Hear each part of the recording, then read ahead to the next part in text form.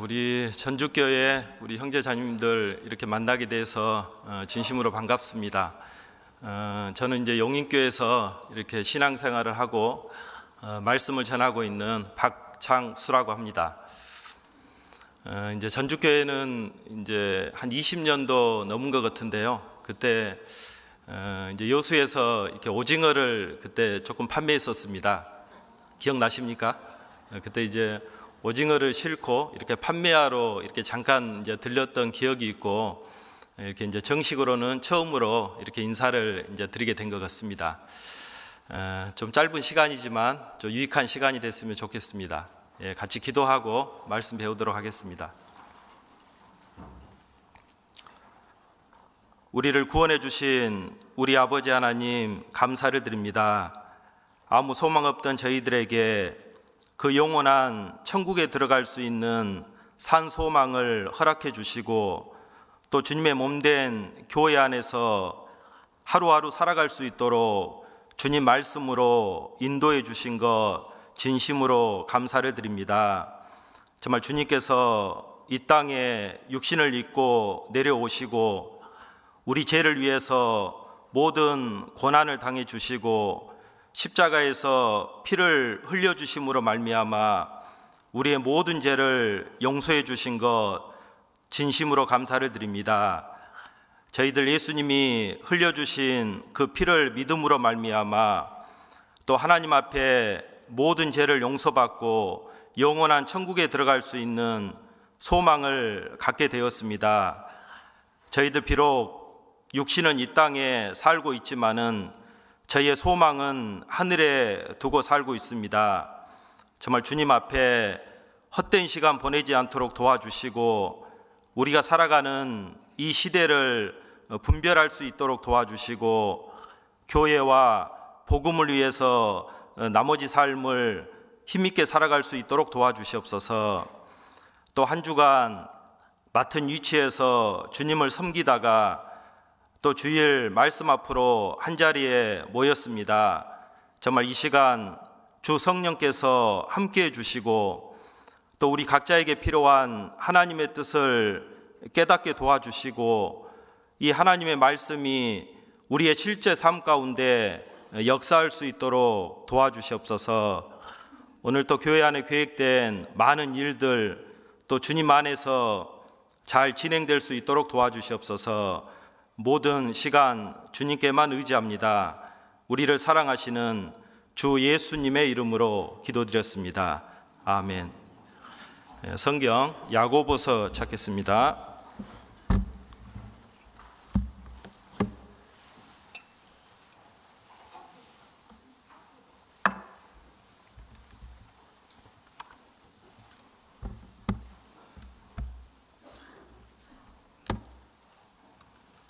야고보서 1장입니다.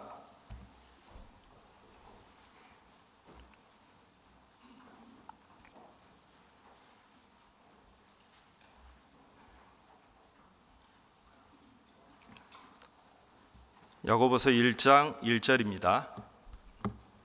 1장 1절만 이렇게 제가 한 번 읽고 한 번은 같이 읽도록 하겠습니다. 하나님과 주 예수 1장 1절입니다. 하나님과 주 예수 그리스도의 종 야고보는 흩어져 있는 12지파에게 문안하노라. 같이 읽겠습니다. 하나님과 주 예수 그리스도의 종 야고보는 흩어져 있는 12지파에게 문안하노라. 이제 처음으로 이렇게 뵙기 때문에 좀 먼저 좀 개인적인 좀 소개를 하고 같이 말씀을 이렇게 배우도록 하겠습니다. 저는 이제 97년도에 이렇게 구원을 받게 됐습니다. 그때 이제 대학교 4학년이었는데요. 물론 이제 구원을 받기 전에는 이렇게 하나님도 모르고 이제 성경도 모르고 뭐 교회를 이렇게 다녀본 적도 없고 전혀 이렇게 교회와 관련된 쪽에는 뭐 이렇게 대적하는 것은 아니었지만 무관심한 어떤 그런 삶을 이제 살고 있었습니다. 근데 대학교 4학년 때 이제 1년 후배가 있었는데 이제 그 후배가 이제 간절한 어떤 권유를 통해서 이제 처음으로 이렇게 성경을 이제 접하게 됐습니다. 이제 성경을 이제 쭉 배우면서 저는 이제 개인적으로 깜짝 놀랐습니다. 이제 대학교 4학년쯤 됐으면 좀 이제 성경에 대해서 어느 정도 이제 교회를 안 다녀도 좀 지식을 갖고 있어야 되는데 저는 성경을 배우기 전에는 전혀 성경에 대해서 또 그 내용에 대해서 알지를 못했습니다. 그래서 이제 처음부터 이렇게 성경을 쭉 배우면서 그 내용들이 이제 너무나 새롭고 저 개인적으로는 이제 너무나 이제 놀라웠습니다. 그래서 이제 첫날에는 이제 권유로 이렇게 이제 참석을 했고, 이제 둘째 날부터는 저 스스로 이제 끝까지 들어봐야 되겠다, 이제 이런 마음이 이제 들었던 것 같습니다. 그래서 지금 생각해 보면 이제 하나님의 어떤 이제 도움이 있었고 이제 은혜가 있었기 때문에 이제 끝까지 말씀을 듣고 이렇게 복음을 듣고 이제 구원을 받게 됐습니다. 저는 이제 물론 이제 그 예수님이 이제 예수님에 대해서는 조금 알고 이제 십자가의 의미도 알았지만 잘못 알고 있었습니다. 저는 예수님이 이제 우리가 흔히 말하는 대로 그 4대 성인 중에 한 사람인 줄 알았습니다. 그래서 이제 교회 다닌 사람들이 이제 예수님을 어떤 위대한 인물로 이렇게 세워놓고 그 예수님의 삶을 본받으려고 이렇게 다닌가 보다, 이제 이렇게 생각을 했습니다. 그리고 이 성경책을 하나님의 말씀이다, 뭐 이런 건 꿈에도 생각 못 하고요. 그냥 교회에 다닌 사람들이 자기들끼리 착하게 이렇게 살아보려고 만든 이렇게 도덕책인 줄 알았습니다. 그래서 도덕책이 왜 이렇게 두껍냐? 그래서 새벽마다 가서 이렇게 배우면서 이렇게 잘못 살면 회개하고 울고 이제 그런가 보다, 이제 이런 정도만 생각을 했습니다. 그래서 저도 이제 나이가 들고 이제 때가 되면 이제 성경을 배우고 좀 착하게 이제 살아야 되겠다, 어떤 그런 이제 막연한 이제 생각만 갖고 있었는데요. 이제 성경을 쭉 배우는 가운데 저는 도덕책이 아니라는 것에 이제 깜짝 놀랐습니다.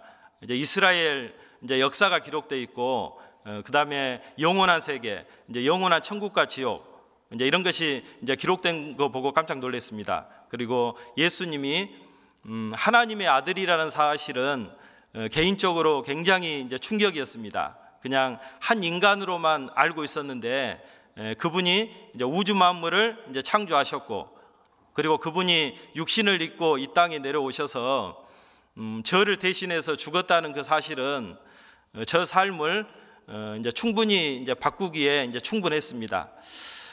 이제 대학교 이렇게 4학년까지 생활하면서요, 여러 가지 이제 의문점들이 있었지만 가장 힘들었던 것이 사는 목적을 몰랐습니다. 그러니까 살긴 사는데, 그리고 이제 과학을 공부했기 때문에 공부하면 공부할수록 이제 의심은 더 들었습니다. 분명히 어떤 절대적인 존재, 이 모든 것을 어떤 주관하시고 만드신 존재가 있을 것 같기는 한데 이제 누가 가르쳐 주는 사람은 없고, 그리고 이제 막연하게 이제 공부를 하면서도 또 삶의 목적은 알지 못하고 이제 그런 이제 삶을 살았습니다. 근데 성경을 배우다가 또 예수님을 알게 되고 나서 이제 개인적으로 이제 가장 좋았던 것은 이제 천국 가게 됐다, 뭐 그것은 이제 좀 막연했고요. 이제 내가 이 세상에 태어난 목적이 있구나, 그리고 내 태어난 목적이 이것이구나, 이제 이것을 위해서 사는구나, 이걸 이제 확실히 깨달으니까 이제 개인적으로 이제 그런 사실이 이제 굉장히 좋았습니다. 그래서 저는 구원을 받고 이제 97년도에 구원을 받고 이제 한 26년 된 것 같은데요. 한 번도 이렇게 이제 그 신앙 안에서 또 말씀 안에서 이렇게 이제 좀 세상으로 이제 가려는 마음은 있었지만 이제 가지는 않았던 것 같습니다. 왜냐하면 내가 알고 이렇게 성경을 통해서 믿고 있는 사실이 이제 너무나 정확했기 때문에 다른 길로 이제 갈 필요가 없었습니다. 그래서 그때 이제 순천 교회를 통해서 구원을 받고 이제 순천에서 한 2년 동안 생활하다가 이제 직장 관계로 여수로 가게 됐습니다. 그래서 여수에서 쭉 생활하다가 이제 2007년도에 또 전도인으로 이렇게 좀 이렇게 추천해 주셔가지고 이제 서울 중앙교회에서 1년 이렇게 생활하다가 이제 의정부교회, 이제 의정부교회로 가라 그래가지고 거기서 이제 1년 이렇게 7개월을 이렇게 생활을 했습니다. 근데 이제 의정부교회에 있을 때 의정부에서 이제 몽골 이렇게 선교를 조금 하고 있었습니다. 그래서 그때 2010년도 1월 달에 원래 이제 담임 목사님이 가기로 계획돼 있었는데 담임 목사님이 갑자기 이제 발령이 나는 바람에 이제 저하고 이제 또 전사님 한 분 계셨는데 제가 조금 빨리 들어왔습니다. 그래서 빨리 들어왔다는 죄로 갑자기 2주 만에 이제 선교팀을 꾸려 가지고 이제 처음으로 이제 선교라는 곳을 이렇게 떠나게 됐습니다. 물론 이제 한국에 있을 때도 이제 선교의 어떤 그 필요성도 들었고 또 선교사님들이 오셔가지고 이제 선교의 현장도 이렇게 보여주시고, 근데 이제 한국에 있을 때는 그게 너무 이제 막연했습니다. 그러니까 선교는 나하고 상관없는 어떤 일, 특별한 어떤 이제 선교사님들이 하는 일. 나는 국내에서 내 할 일도 지금 바쁜데 이제 어떤 선교에 대한 어떤 필요성은 알고 있었지만 내가 그 선교에 참여해야 된다는 것은 어떤 생각을 못했습니다. 근데 이제 직접 그때 당시 이제 2010년 1월 달에 이제 선교 현장을 이제 처음으로 이렇게 접하게 됐습니다. 제가 이제 성경을 통해서 구원 받을 때 저 삶에 이제 큰 어떤 변화의 시기가 한 번 있었고, 그리고 2010년도에 이제 그 몽골 선교에 가가지고 또 한 번 어떤 그 하나님에 대한 마음을 또 갖게 되었습니다. 그 현장에 가가지고 한 2주 동안 이제 이렇게 쭉 지냈었는데요. 거기서 이제 정확히 알고 온 것이 선교가 필요하구나, 선교의 필요성을 절실하게 이제 느끼고 왔습니다. 근데 이제 그들의 이제 삶이 너무나 힘들고 또 환경이 너무 좋지 않기 때문에 내가 선교해야 된다 그런 마음까지는 이제 가지 못했어요. 그래서 이제 2주 동안 이제 마치고 돌아오면서 이런 결심을 했습니다. 그래, 이렇게 어려운 환경 속에서도 이렇게 선교하고 계신 분들이 계시는데 나는 국내에서 열심히 해야 되겠다. 그러니까 이제 이런 마음을 가지고 이제 오게 됐습니다. 그래서 이제 이렇게 돌아왔는데요. 이렇게 이제 마음이 이제 예전 같지 않아요. 그러니까 그 전에는 정말 이제 이렇게 이제 전도사가 된 지 얼마 안 됐기 때문에 항상 긴장하고 있었고, 또 이제 또 어떤 재미도 교회 안에서 또 함께하는 재미도 있었고 한참 이제 좋을 때였습니다. 그래서 빨리 의정부 가서 좀 선교사님은 이렇게 현장에 사는데 열심히 더 하면서 도와줘야 되겠다, 이제 이런 마음으로 왔는데 열심히 안 되는 거예요. 이렇게 마음이 허전하고 뭔가 공허하고 모임에 가도 또 같이 교제를 해도 뭔가 이렇게 채워지는 것이 없었습니다. 마음이 이상했어요.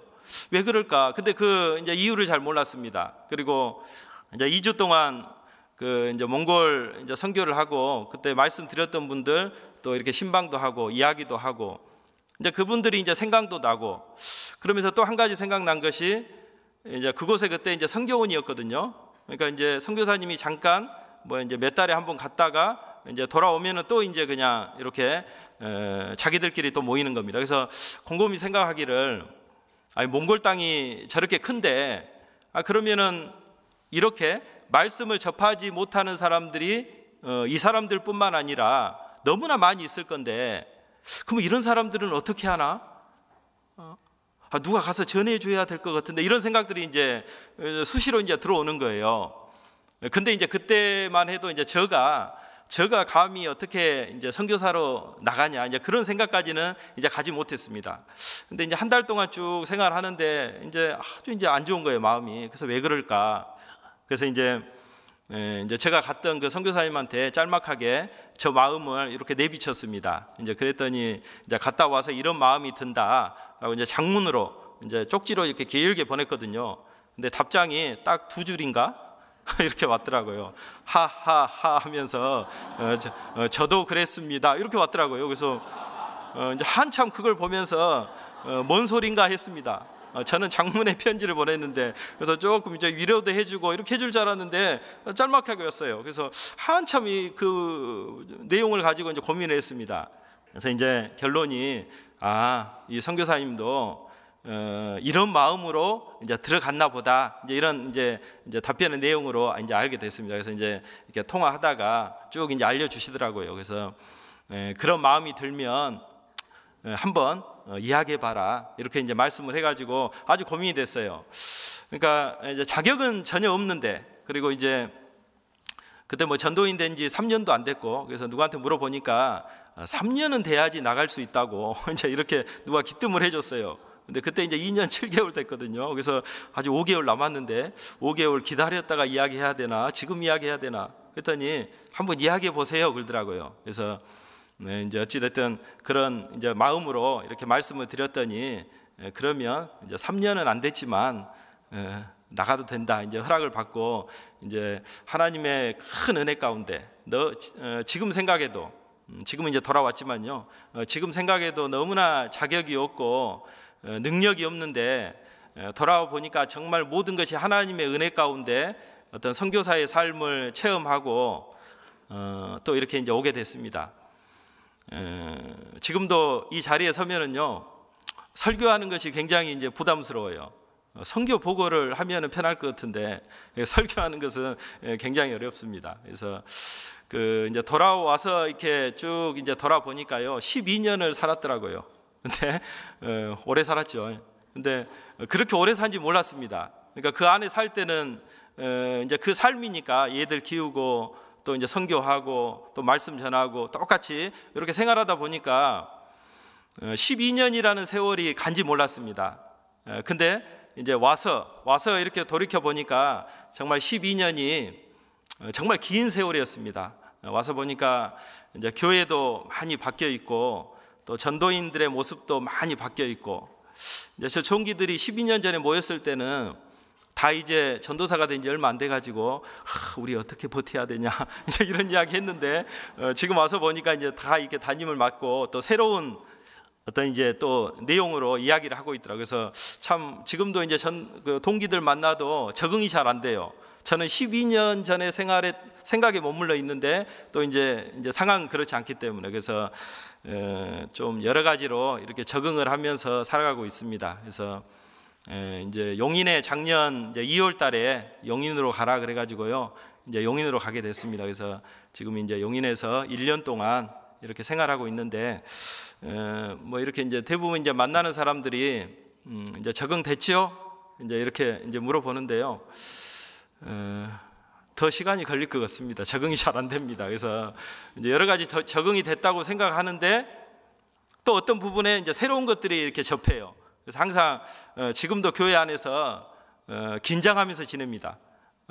또 어떤 일이 또 저에게는 이제 새로운 일이기 때문에 이제 새로운 일이 탁 생기면 이때는 또 어떻게 행동을 해야 되나, 또 어떤 이야기를 해줘야 되나, 이런 것들이 굉장히 개인적으로 조금 어려운 점이 이제 있는 것 같아요. 그래서 하여간 나름대로 또 한국에 와서 또 기도해 주시고 해서 잘 생활하고 있습니다. 하여간 또 여기 이제 몽골에 다녀오신 분들 많죠. 몽골은 또 가깝고 또 여러 가지 올 수 있는 이제 계기들이 많이 있기 때문에 이제 한 번씩 접했다고 생각이 됩니다. 그래서 몽골을 위해서도 기도하시고, 또 몽골 딱 생각나면 또 용인교회 그분 이렇게 생각하고 좀 기도해 주시면 좀 사역하는 데 도움이 될 것 같습니다. 개인적인 소개 좀 간단히 드렸고요. 오늘은 야고보서 좀 이렇게 공부해 보도록 하겠습니다. 오늘 그 주제 이렇게 보셨습니까? 올라와 있었나요? 오늘 주제를 조금 심오하게 잡아봤습니다. 주제가 뭐였습니까? 믿음의 시금석. 근데 이제 시금석이라는 말도 모르는 분들이 계시죠. 그래서 이제 부제로 야고보서를 통해서 이렇게 잡아봤습니다. 이제 우리의 믿음은 눈에 보입니까? 안 보입니까? 눈에 안 보이죠. 정말 믿음이 눈에만 보인다면 그 문제를 이제 다 해결해 줄 수 있겠죠. 근데 문제는 하나님을 향한 우리의 믿음은 이제 우리 눈으로 볼 수가 없습니다. 그러면 그 사람의 믿음을 확인해 볼 수는 없을까? 그렇지는 않죠. 그래서 이 야고보서는 믿음이 있는 사람의 삶을 여러 가지로 기록해 주고 있습니다. 그래서 믿음의 시금석 이렇게 이름을 붙였는데요. 이 시금석이라는 말 알죠? 시금석은 이제 금이나 은, 이 은이 순도가 얼마나 될까 이렇게 눈으로 봐서는 알 수가 없죠. 그런데 이 시금석이라는 광석에 이렇게 문질러 보면 빛깔이 나옵니다. 그래서 그 빛깔을 보고 이 금과 은의 순도가 이 정도 되구나 이렇게 이제 확인할 수 있는 거죠. 그러니까 금과 은을 통해서는 알 수 없지만 어떤 그 시금석을 통해서 그 금과 은의 어떤 순도를 이제 확인할 수가 있습니다. 우리의 믿음도 마찬가지예요. 우리의 각자의 믿음 서로 볼 수가 없죠. 근데 알 수는 있습니다. 뭘 통해서? 그들의 삶을 통해서 알 수가 있는 겁니다. 그래서 특별히 이 야고보서는 우리의 믿음, 우리 안에 있는 믿음이 정말 올바른 믿음인지, 그리고 하나님 앞에 합당한 믿음인지를 이제 여러 가지로 이제 보여주고 있습니다. 그 야고보서 많이 읽어보셨죠? 몇 장까지 있습니까? 5장까지 있는 짤막한 성경입니다. 그런데 야고보서 읽으면은 쉽습니까? 어렵습니까? 대답 잘해야 돼요. 쉽다 그러면 교만할 것 같고 어렵다 그러면 나를 무시할 것 같고 성경이 다 어렵죠. 근데 야고보서는 특별히 어려운 성경 중에 하나입니다. 왜냐하면 스토리가 없어요. 그러니까 이 야고보 사도가 어떤 내용을 가지고 한 주제를 가지고 이 주제를 이야기하겠다 하고 쭉 이야기한 것이 아니고 생각난 대로 14가지를 뽑아가지고 14가지를 그냥 기록을 한 겁니다. 그러니까 우리는 줄거리가 있어야지 내용 파악하기도 쉽고 이해가 되잖아요. 근데 야고보서는 내용이 연결되지 않습니다. 안 그렇습니까? 한번 쭉 읽어보세요. 그러면 툭툭 끊어져요. 그래서 성경학자들이 이 야고보서를 구약의 신약의 잠언이다 이렇게 이야기합니다. 여러분 구약 성경 중에서 제일 어려운 성경이 뭘까요? 이럴 때는 다 어렵습니다 그래야 돼요. 한 가지 이야기하면 교만해집니다. 다 어렵죠. 근데 한 권을 뽑아라 그러면은 잠언입니다. 잠언. 왜냐하면 잠언은 스토리가 있습니까 없습니까? 스토리가 없어요. 한 절 한 절이 다 끊어져 있고 한 절 한 절 속에 많은 의미가 들어 있습니다. 그러니까 우리가 다른 성경은 암송을 해도 잠언 암송할 수 있습니까? 한 절 한 절은 암송해도 한 장 암송하기 쉽지 않습니다. 왜냐하면 그 한 절 한 절이 다 내용이 있고 그 속에 많은 이제 핵심적인 내용들이 이제 들어 있는 거죠. 그래서 야고보서를 신약의 잠언이다 이렇게 이야기합니다. 그리고 이 야고보서를 읽어보면요 표현이 어떻게 부드럽습니까? 강합니까? 우리는 번역된 성경을 읽어서 잘 모르죠. 근데 헬라어 원문에는 이 야고보서가 굉장히 강한 표현으로 이렇게 표현이 되어 있습니다. 우리는 이제 번역이 됐으니까 뭐 이렇게 잘 모르잖아요. 근데 이 야고보가 사도 야고보가 굉장히 강한 어조로 말씀한 내용이 야고보서입니다. 왜 그러냐면 뭘 강조하기 때문에 그럴까요? 행함을 강조하기 때문에 그렇습니다. 그래서 이제 신약 성경 27권이 있는데 대부분 믿음을 강조합니다. 그런데 행함을 강조하는 책 중에 하나가 이제 야고보서예요. 그래서 이 야고보서는 신약 성경 중에서도 이제 아주 이제 특별한 성경에 이제 속합니다. 그래서 이제 이 야고보서를요, 이 야고보 사도를 신약에 뭐라고 부르는지 아십니까? 아모스 이렇게 부릅니다. 또 아모스는 누구야? 그러면 안 됩니다. 구약 성경에 아모스 선지자가 있는데 이 아모스 선지자가 이제 북이스라엘이 멸망하기 직전에 이제 하나님 말씀을 전했던 사람입니다. 그러니까 그 당시 북이스라엘이 정말 타락하고 하나님을 떠나고 우상 숭배하고 아주 죄악의 이제 절정을 달리던 시대에 이 아모스 선지자가 나타나 가지고 뭘 외치냐면 하나님의 공의를 외칩니다. 이제 호세아는 하나님의 사랑으로 돌아와라 이렇게 부드럽게 이야기하고 아모스는 하나님의 공의로 너희들 돌아오지 않으면 하나님 만날 준비해라. 너희들 망할 거다. 아주 강한 어조로 이렇게 말씀을 선포했던 사람이 아모스입니다. 마찬가지로 이 신약 시대 이 야고보 사도가 아모스처럼 정말 하나님의 말씀을 강한 어조로 정말 믿음을 가진 사람은 행함으로 그 믿음이 반드시 드러나야 된다. 그것을 이렇게 강조하고 있습니다. 루터 아시죠? 루터가 별로 좋아하지 않았던 성경이 하나 있습니다. 뭘까요? 분위기 파악해서 야고보 그러면 맞겠죠. 야고보서입니다. 야고보서. 그러니까 루터가 이제 다른 성경들은 다 성경으로 인정을 했어요. 근데 야고보서를 쭉 읽어보니까요, 루터가 마음에 안 들어. 루터는 뭘 깨달은 사람이에요? 오직 의인은 믿음으로 말미암아 살리라. 믿음으로 예수님이 다 이루어 놓으신 그 구속의 역사, 사건, 그걸 온전히 믿음으로 의롭다함을 얻는다, 구원을 얻는다, 이렇게 이제 깨닫고 이제 그걸 전했던 사람입니다. 그래서 루터가 좋아했던 성경이 두 권이 있습니다. 뭘까요? 로마서, 딱딱 나와야 되는데 뭐가 안 맞습니다. 갈라디아서. 그래서 이 루터가 로마서를 통해서 구원을 확신을 가지고 이 갈라디아서를 통해서 구원을 확증을 합니다. 그래서 이 루터가 가장 좋아했던 성경이 갈라디아서입니다. 그래서 자기 아내의 이름을 부를 때 뭐라고 불렀다고요? 갈라디아서 이렇게 이제 불렀답니다. 그러니까 아주 부부 사이가 이제 좋았던 것 같아요. 그만큼 이 루터는요, 굉장히 이제 율법에 매여 있다가 카톨릭 신자로 있었잖아요. 그 율법에 매여 있다가 성경을 통해서 믿음으로 의롭다함을 얻는 이 신칭이, 이걸 깨닫고 이제 종교 개혁을 일으키잖아요. 그래서 루터가 이제 쭉 구원을 받고 이제 성경을 보는데 야고보서를 보게 됐습니다. 야고보서를 쭉 읽어보면 무슨 내용이 나와요? 행함으로 의롭다함을 얻는다는 표현들이 많이 나옵니다. 그러니까 야고보가 볼 때는 마음에 들겠어요, 안 들겠어요? 마음에 안 들죠. 그래서 이제 성경이 아니다 그러면 안 되잖아요. 그러니까 성경 중에서 제일 낮은 위치, 학급에 딱 이렇게 놓는 것이 이제 야고보서였습니다. 그런데 루터가 이제 잘못한 거죠. 행함으로 의롭다함을 얻는다, 이걸 강조한 것이 아니라 믿음이 있는 사람은, 야고보서는 믿음을 강조합니다. 믿음이 있는 사람은 반드시 행함을 통해서 그 믿음이 어떻게 나타나게 된다, 이걸 강조하다 보니까 이제 믿음이 드러난 거죠. 근데 야고보는, 루터는 그까지는 들어가지 못한 것 같아. 그래서 이제 야고보서를 조금 이제 경시하게 이제 취급을 했는데 이제 절대 그렇지 않습니다. 그래서 우리가 야고보서를 통해서 이제 오늘 14가지를 좀 배워보려고 합니다.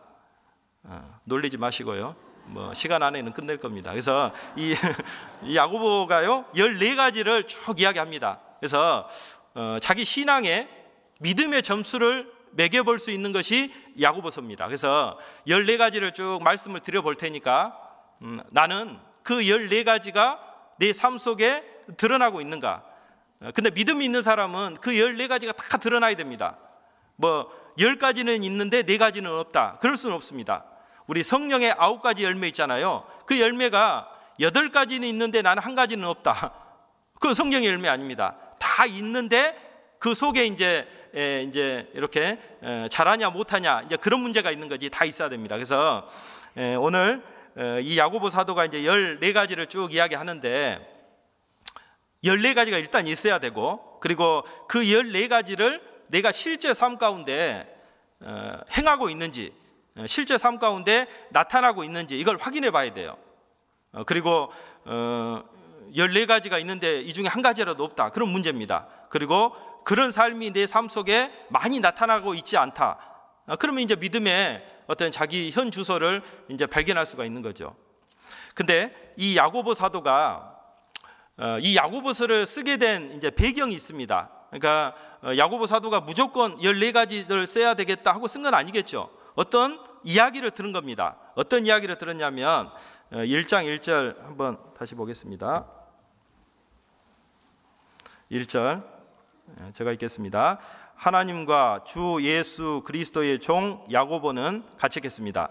흩어져 있는 12지파에게 문안하노라. 그러니까 이 야고보 사도가 기록을 했고, 누구에게 기록을 한 겁니까? 흩어져 있는 12지파. 그러면 누굴까요?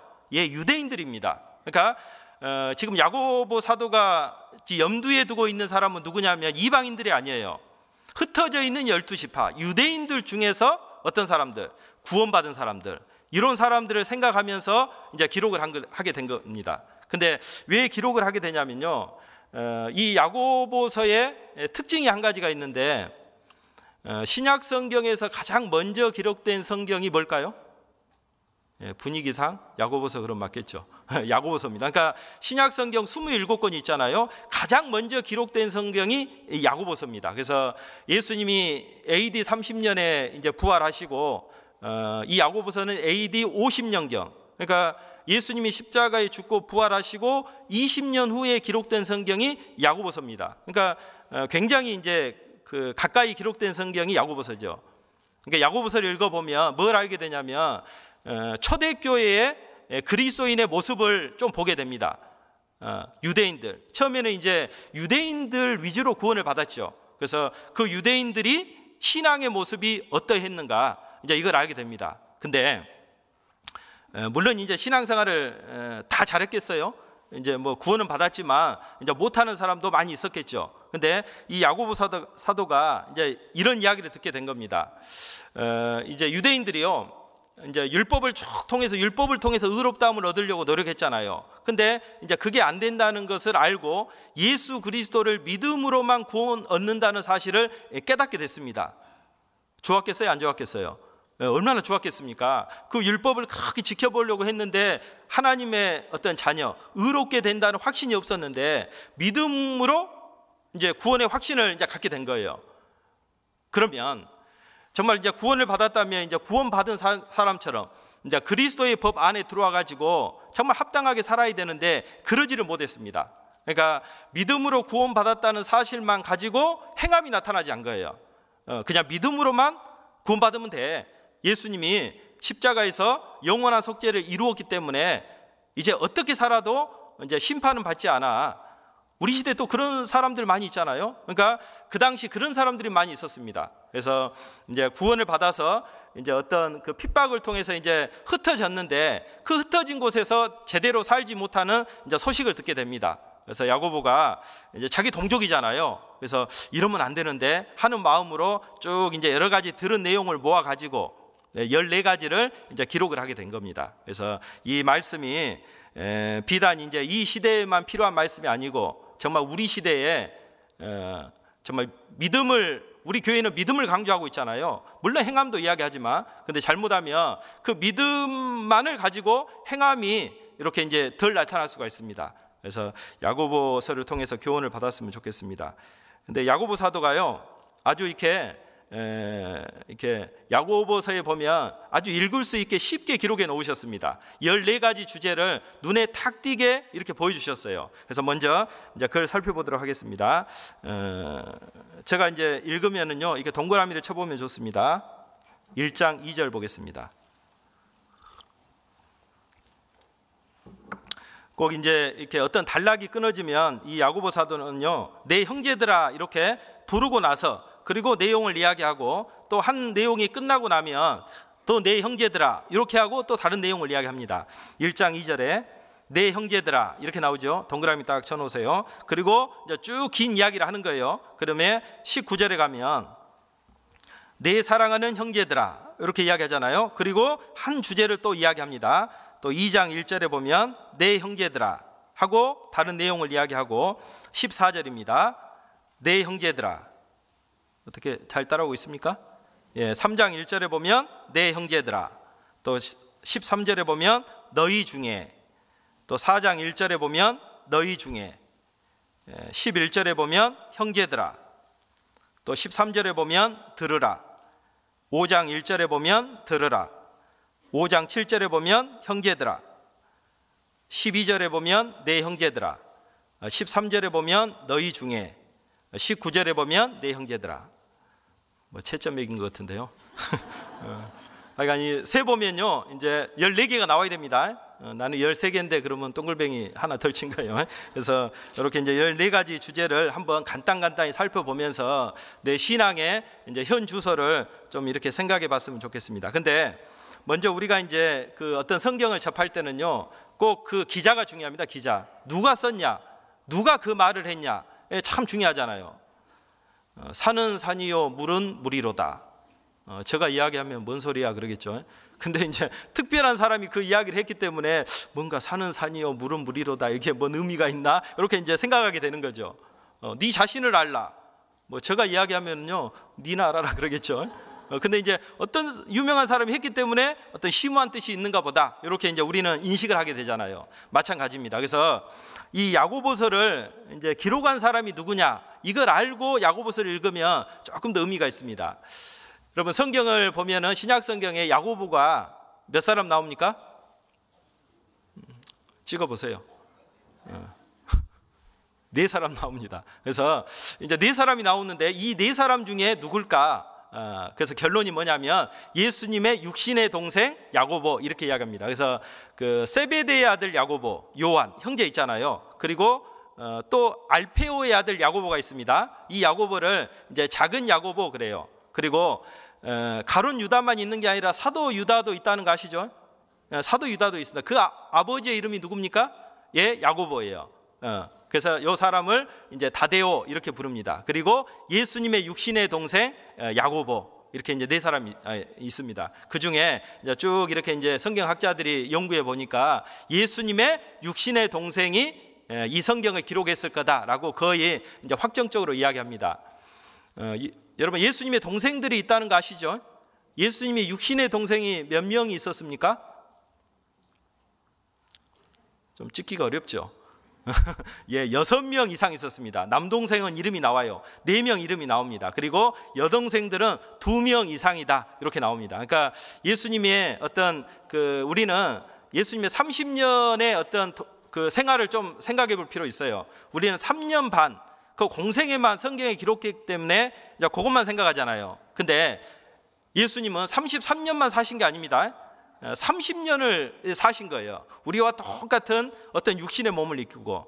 근데 한번 생각해 보세요. 예수님은 아버지 어머니가 있죠. 요셉, 마리아, 그리고 예수님, 또 남동생 4명, 여동생 2명 이상 더 있을지 몰라요. 그러니까 최소한 가족이 몇 명입니까? 9명이 9명. 그러니까 대가족이죠. 근데 이제 성경에 보면 요셉에 대한 이야기는 안 나오잖아요. 아버지에 대한 이야기가. 아버지는 아니지만 요셉에 대한 이야기가 안 나오는데 이제 빨리 죽었을 거다 이렇게 이야기합니다. 그리고 예수님이 장남이에요. 맏아들입니다. 그러니까 이제 목수의 아들이기 때문에 목수 일을 하셨을 거예요. 한번 생각해 보셔요. 그 당시 목수는 가난한 직업 중에 하나였습니다. 그러면 큰 아들로서 그 8명, 9명의 생계를 유지해야 되는데 어때요? 그 삶이 쉬웠겠습니까? 굉장히 어떤 힘든 고난의 어떤 30년의 삶을 살았다고 우리는 생각해 볼 수 있습니다.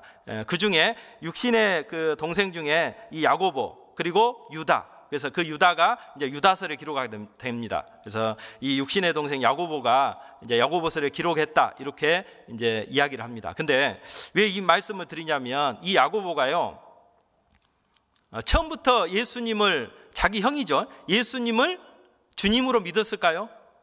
그렇지 않습니다. 성경에 보면 공생의 기간에는 그 동생들이 형제들이 예수님을 믿지 않았다고 기록이 되어 있습니다.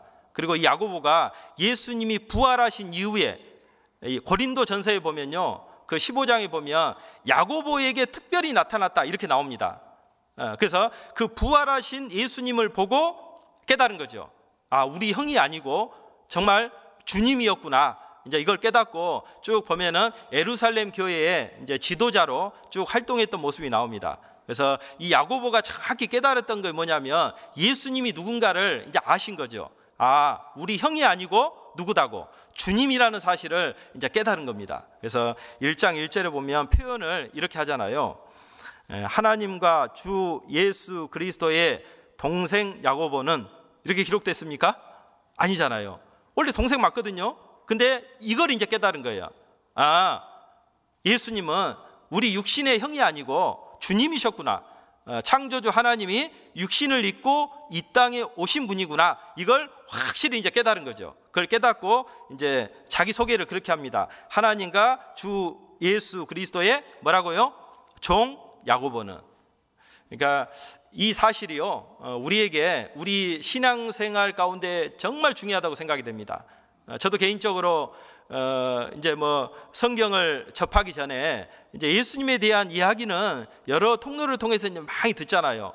근데 이제 나름대로 생각했습니다. 그냥 한 위대한 인물, 어떤 본을 보여주는 사람, 그리고 예수님의 그 십자가의 죽음은 뭐 대속을 위해서 우리 죄를 대속을 위해서 죽었다는 것은 생각도 못했습니다. 죽음으로써 저는 많은 사람들에게 희생 정신을 가르쳐 준 줄 알았어요. 그래서 다른 사람을 위해서 저렇게 죽기까지 예수님을 본받아서 죽기까지 희생해야 된다. 이렇게 이제 알고 있었습니다. 근데 성경을 배우다가 깜짝 놀랐죠. 그 예수님의 십자가의 죽음이 나와 연결되어 있고, 그리고 주님으로서, 창조주 하나님으로서 내 죄를 대신하여 죽어주시고, 그리고 부활하셔서 성령으로 내 안에 들어오시고 내 삶의 주인으로 지금 계시구나. 이 사실이 이제 내 삶을 이제 바꿀 수가 있었던 거죠. 우리 각자도 그렇지 않습니까? 예수님을 정확히 알 때 정말 그분이 주님이시고, 그 주님이 내 안에 성령으로 들어오셔서 나를 하나님의 아들로 인정해 주시고 나와 함께 한다는 그 사실을 항상 믿고 인정할 때 그 사람의 삶은 안 바뀌는 게 이상하죠. 그러니까 정말 구원을 받았다고 하면서 교회에 거하면서 정말 주님을 주인으로 인정하지 않고 자기 마음대로 살아가는 사람은 그 믿음을 결코 인정해 줄 수가 없습니다. 그래서 이 야고보 사도는 분명하게 깨달은 거죠. 예수 그리스도의 뭐라고요? 종 야고보는 이렇게 나옵니다. 그래서 흩어져 있는 12지파에게 문안하로라 하면서 이제 쭉 이야기를 하는데요. 첫 번째로 이제 14가지를 하나씩 배워볼 텐데, 이 첫 번째로 하는 이제 내용이 뭐냐면요, 이제 이런 내용입니다. 그 1장 2절부터 18절까지 긴 내용을 이야기하는데, 믿음이 있는 사람은 하나님이 주신 시험과 마귀가 주는 시험을 이겨낼 수 있는 사람이 믿음이 있는 사람이다. 이걸 먼저 이야기합니다. 그러니까 그 당시 이제 유대인들 중에 예수님을 믿었잖아요. 핍박이 있었습니다. 제일 먼저는 로마가 핍박한 게 아닙니다. 로마는 나중에 네로 황제 이후에 AD 64년 이후에 핍박을 했고, 처음에는 그리스도인들을 누가 핍박했을까요? 유대인들이 핍박을 했습니다. 그러니까 유대인들의 핍박이 있다 보니까 믿음이 성장한 사람은 그 핍박을 잘 견뎌냈지만 대부분 믿음이 약해요. 이제 구원받은 이제 사람들이고, 그리고 모임이 따로 없어요. 그리고 사도행전 7장에 보면 그 스데반의 죽음으로 인해서 유대인 그리스도인들이 어떻게 됩니까? 자기 나라에 살지 못하고 이제 흩어지기 시작합니다. 그러니까 어떻게 되겠어요? 더 믿음이 이제 이렇게 없어지고, 또 체계적인 교육을 받지 못하다 보니까 또 배우지를 못합니다. 그리고 가는 곳마다 또 믿지 않는 유대인들이 핍박을 하다 보니까 어떻게 되겠어요? 자기 믿음을 저버리는 사람이 많이 있었어요. 아이고, 나 모르겠다. 그냥 구원은 받았으니까 그냥 대충 살래. 나 핍박받기 싫어. 이제 이런 이야기를 야고보 사도가 많이 들은 거죠. 그래서 안 되겠다 싶어가지고 이 내용을 기록한 거예요. 정말 믿음이 있는 사람은 두 가지 시험을 이겨내야 된다. 하나님이 주신 시험도 있고 마귀가 주는 시험도 있는데, 이걸 이겨낼 수 있는 사람이 정말 믿음이 있는 사람이다. 이걸 이제 강조를 합니다. 참 중요하다고 생각을 해요. 그래서 그 1장 2절부터 18절에 가보면 두 가지 시험이 나옵니다. 하나님이 주신 시험 있고, 이걸 이제 믿음의 시련이다, 이렇게 이야기합니다. 그리고 이것만 있는 것이 아니고 뭐가 있어요? 마귀가 주는 시험이 있습니다. 이걸 뭐라고 부릅니까? 유혹이라고 부르는 거예요. 그래서 1장 2절 보겠습니다.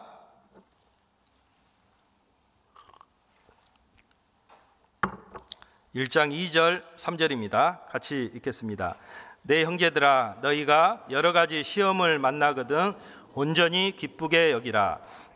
이는 너희 믿음의 시련이 인내를 만들어내는 줄을 너희가 알미라. 여기 보면 내 형제들아, 그러니까 구원받은 사람에게 하는 말이잖아요. 내 형제들아, 너희가 여러 가지 시험을 뭐라 그랬어요? 만나거든 그랬죠. 그러니까 구원받은 사람도 하나님이 주신 시험이 있다는 거예요, 없다는 거예요? 있다는 거 알아야 됩니다. 구원받았으니까 모든 게 잘 되고 잘 풀리고 안 좋은 일은 생기지 않겠지. 그거 속는 거예요. 하나님은 절대 그렇게 이야기하지 않습니다. 그래서 내 형제들아, 너희가 여러 가지 시험을 만나거든 뭐라고 이야기합니까? 온전히 기쁘게 여기라, 이렇게 이야기합니다. 근데 한번 생각해 보셔요. 여러분, 구원을 받고 이제 하나님이 주신 이제 시험, 여러 가지 시련이 이제 많이 왔을 겁니다. 어떻게 기쁘게 여겼습니까? 썩썩 잘 피해 다녔습니까? 여러분, 하나님 주신 시험 잘 피해 다닐 수 있습니다. 용케 피해가지고 좀 지금까지 앉아 계신 분도 계실 거예요. 근데 그러지 말라 그 말입니다. 하나님이 주신 시험이라는 게 확신이 들면 믿음이 있는 사람은 어떻게 하냐? 온전히 기쁘게 여길 수 있는 사람이다, 이렇게 말합니다. 굉장히 역설적이죠. 안 그렇습니까? 고난이 왔는데 그걸 기쁘게 여길 수 있다. 이것은 믿음이 아니면 이제 그럴 수가 없는 거예요. 그러니까 먼저 하나님이 주신 시험이 있습니다. 그래서 3절에 보면 이 시험을 뭐라고 이야기하냐면 너희 믿음의 뭐라 그래요? 시련이다, 단련이다, 훈련이다, 연단이다. 하나님의 사람으로 만들어가는 과정이다. 이렇게 이야기합니다. 저도 개인적으로 이제 쭉 신앙생활을 해보다 보니까 뭐 여러 가지를 통해서 신앙이 성장하는 경험을 이제 하게 됩니다. 근데 그 중에 제일 좋은 것이 뭐냐면 고난이에요, 고난. 그 고난 중에 제일 좋은 고난이 뭐냐? 조금 뭐 당하면 안 되지만 육신의 병인 것 같아요. 그러니까 다른 고난은 이제 이렇게 이제 이겨낼 어떤 자신이 있는데 이제 육신의 병이 드는 고난은 이건 내 의지로 할 수 있는 게 아니잖아요. 그래서 참 이게 이제 육신의 병이 들면 안 되겠지만 혹시나 육신의 병이 들어왔을 때는 굉장히 자기가 낮아집니다. 이때 큰 고난이죠. 이때 정말 믿음을 가지고 하나님을 끝까지 의지하면서 하나님께 자기 삶을 맡길 수 있다면은 정말 그 사람은 믿음이 있는 사람이라고 인정해 줄 수가 있는 것 같아요. 그래서 저도 이제 그 병에 대해서 이제 경험을 좀 했었는데 이제 그때가 어떤 신앙의 위기인 동시에 힘들더라고요. 위기인 동시에 다시 한번 좀 하나님께 도약할 수 있는 기회가 어떤 육신의 병이 이제 찾아왔을 때입니다. 그래서 육신의 병이 찾아왔을 때 두 종류의 삶이 생기잖아요. 완전히 신앙을 이제 포기한 사람이 있고 완전히 자기 삶을 그냥 하나님께 맡기고 그리고 회복됐을 때 정말 하나님의 능력을 경험하는 사람이 이렇게 나타납니다. 그래서 여러 가지 시험을 만날 수 있는데 3절에 보면 너희 믿음의 시련입니다. 좋은 거예요. 그래서 온전히 기쁘게 여기라. 그래서 이 시련을 통해서 하나님이 우리에게 하고 싶은 것이 뭐냐면요 3절입니다. 이는 너희의 믿음의 시련이 같이 읽겠습니다. 인내를 만들어내는 줄을 너희가 알미라. 4절 인내를 온전히 이루라. 이는 너희로 온전하고 구비하여 조금도 부족함이 없게 하려 함이라. 그러니까 정말 하나님은 우리가 구원을 받고 그냥 구원 받다가 그냥 대충 살다가 천국에서 보자. 절대 그렇지 않습니다. 하나님 우리를 어떻게 구원해 주셨습니까? 그 구원의 어떤 은혜를 생각하면 너무나 놀랍잖아요. 아무리 생각해도 이해가 안 되는 것이 구원의 은혜입니다. 믿음으로 성령으로 믿게 해주셔서 우리가 믿는 거지. 안 그렇습니까? 창조주 하나님이 육신을 입고 이 땅에 오셔서 똑같은 삶을 살아주시고 그리고 그 고난을 당해주시고 십자가에서 그 모진 고난과 핍박과 피를 흘려주셔서 우리를 구원하시고 우리를 하나님의 자녀 삼아주셨다. 이것은 머리로는 이해 안 되는 사실이죠. 성령으로 인쳐주시고 믿게 해주신 이제 사실입니다. 그러면 하나님이 그냥 천국에서 보자 이게 목적이었을까요? 절대 그렇지 않습니다. 그래서 4절에 보면 4절에 답이 있습니다. 우리를 구원해 주신 목적이 4절에 나오죠. 인내를 온전히 이루라. 이는 너희로 온전하고 구비하여 뭐라 그랬습니까? 조금도 부족함이 없게 하려 합니다. 하나님은 완전한 사람을 원하시는 거예요. 여러분 구원받은 이후에 대충 살면 안 됩니다. 큰 죄예요. 그러니까 구원받은 건 너무나 감사하죠. 근데 구원받은 이후에 그 삶을 하루하루 주어진 삶을 의미 없이 대충 두 마음을 가지고 세상에 속한 마음을 가지고 산다는 것은 정말 하나님 앞에 합당치 않고 혼날 일이라고 생각이 됩니다. 어제 제가 이제 전주에 오면은 어디를 가야 됩니까? 한옥마을은 가야 되잖아요. 그래서 조금 빨리 왔습니다. 좀 빨리 와가지고 차를 주차하고 이제 한옥마을 한 바퀴 이제 둘러봤는데요. 저는 이제 한옥마을이라 그래서 뭐 한옥이 잘 이렇게 구경하는 줄 알았어요. 근데 깜짝 놀랐어요. 뭐 전주에 있는 그 청춘 남녀들은 다 모인 것 같더라고. 그래서 막 삐짓고 이렇게 다녔는데 많이 왔더라고요. 그래서 쭉 이제 혼자서 투덜투덜 이제 가면서요. 이제 그런 생각을 해서 가는 곳마다 막 이제 나이 드신 분은 별로 없고 대부분 한복 입고 사진 찍고 애들하고 막 이렇게 즐겁게 이렇게 지내더라고요. 그래서 이제 저 많은 사람들 중에 정말 하나님을 알고 구원받은 사람이 누가 있을까? 혹시나 우리 형제 자매님들 중 누가 있을까? 이제 이런 생각도 하고 아마 없을 거야. 나밖에 없을 거야. 이런 생각을 하면서 쭉 가는데요. 야, 그 막 감동이 올라오는 거예요. 그러면서 막 그 책임감이 느껴지더라고요. 야, 그러면 저렇게 많은 사람들 어떻게 해야 되냐?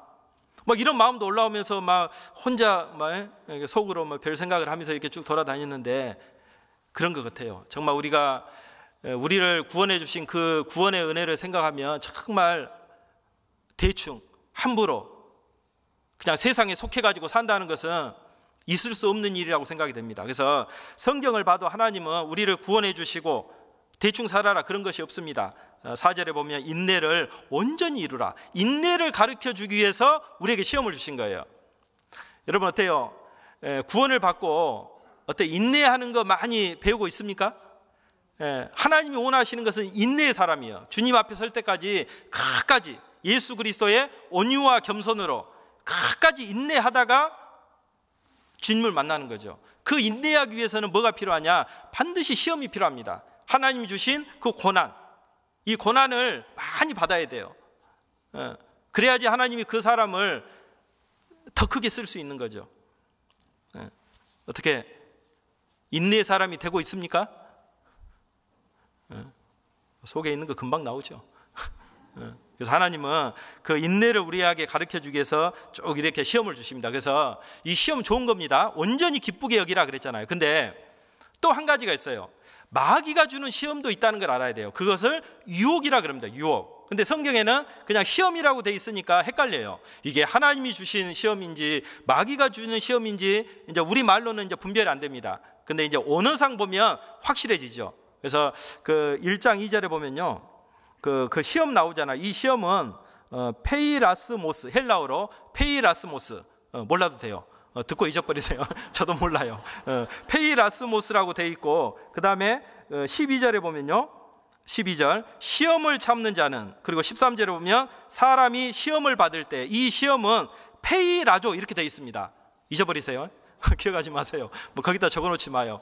그러니까 헬라어 자체가 틀려요. 하나는 하나님이 주신 시험, 시련, 테스트, 이런 뜻이고, 그 다음에 이제 12절부터 보면 이제 마귀가 주는 시험이 있다. 템프테이션이죠. 유혹. 그래서 그 시험 위에다가 유혹이라고 적어 놓으면은 아주 쉽게 이렇게 이해할 수가 있습니다.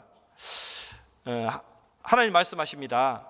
구원받은 사람도 마귀의 유혹을 받을 수 있다고 없다고? 반드시 마귀의 유혹을 받을 수 있다고 이야기합니다.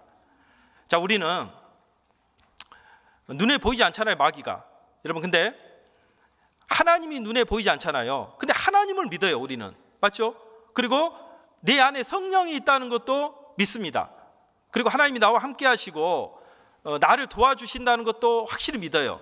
근데 문제는 마귀가 있다는 것은 간혹 잊어버려요. 안 그렇습니까? 마귀가 누구도 시험했어요? 예수님도 시험했습니다. 자, 그럼 한번 생각해 보세요.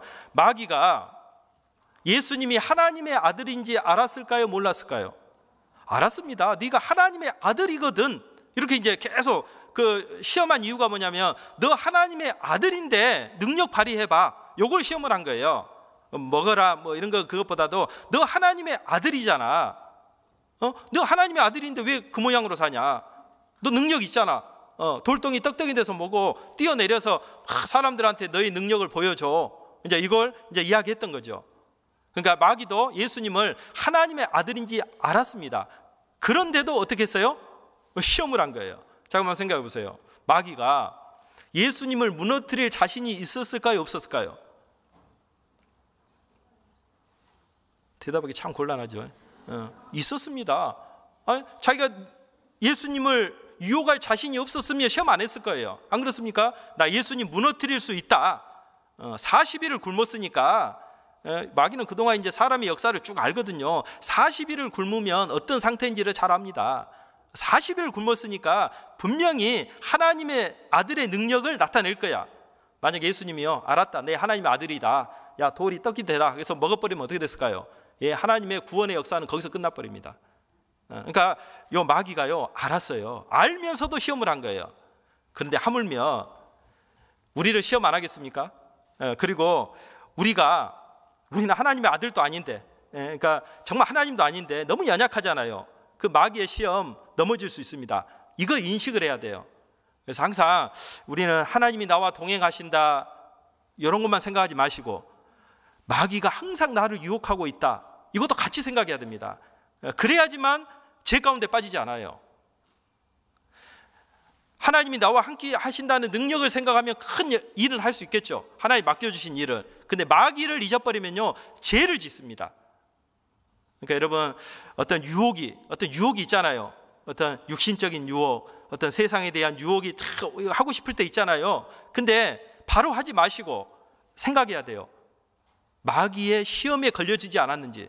이거 생각해야지. 그냥 눈에 보이는 것 쫓아 행하면요, 계속 이제 마귀한테 속고 있는 거예요. 그러다가 이제 마귀 속에 싹 들어가 버린 거죠. 자기가 속고 있는지도 이제 알지 못하는 겁니다. 그래서 여기 보면 13절에 보겠습니다.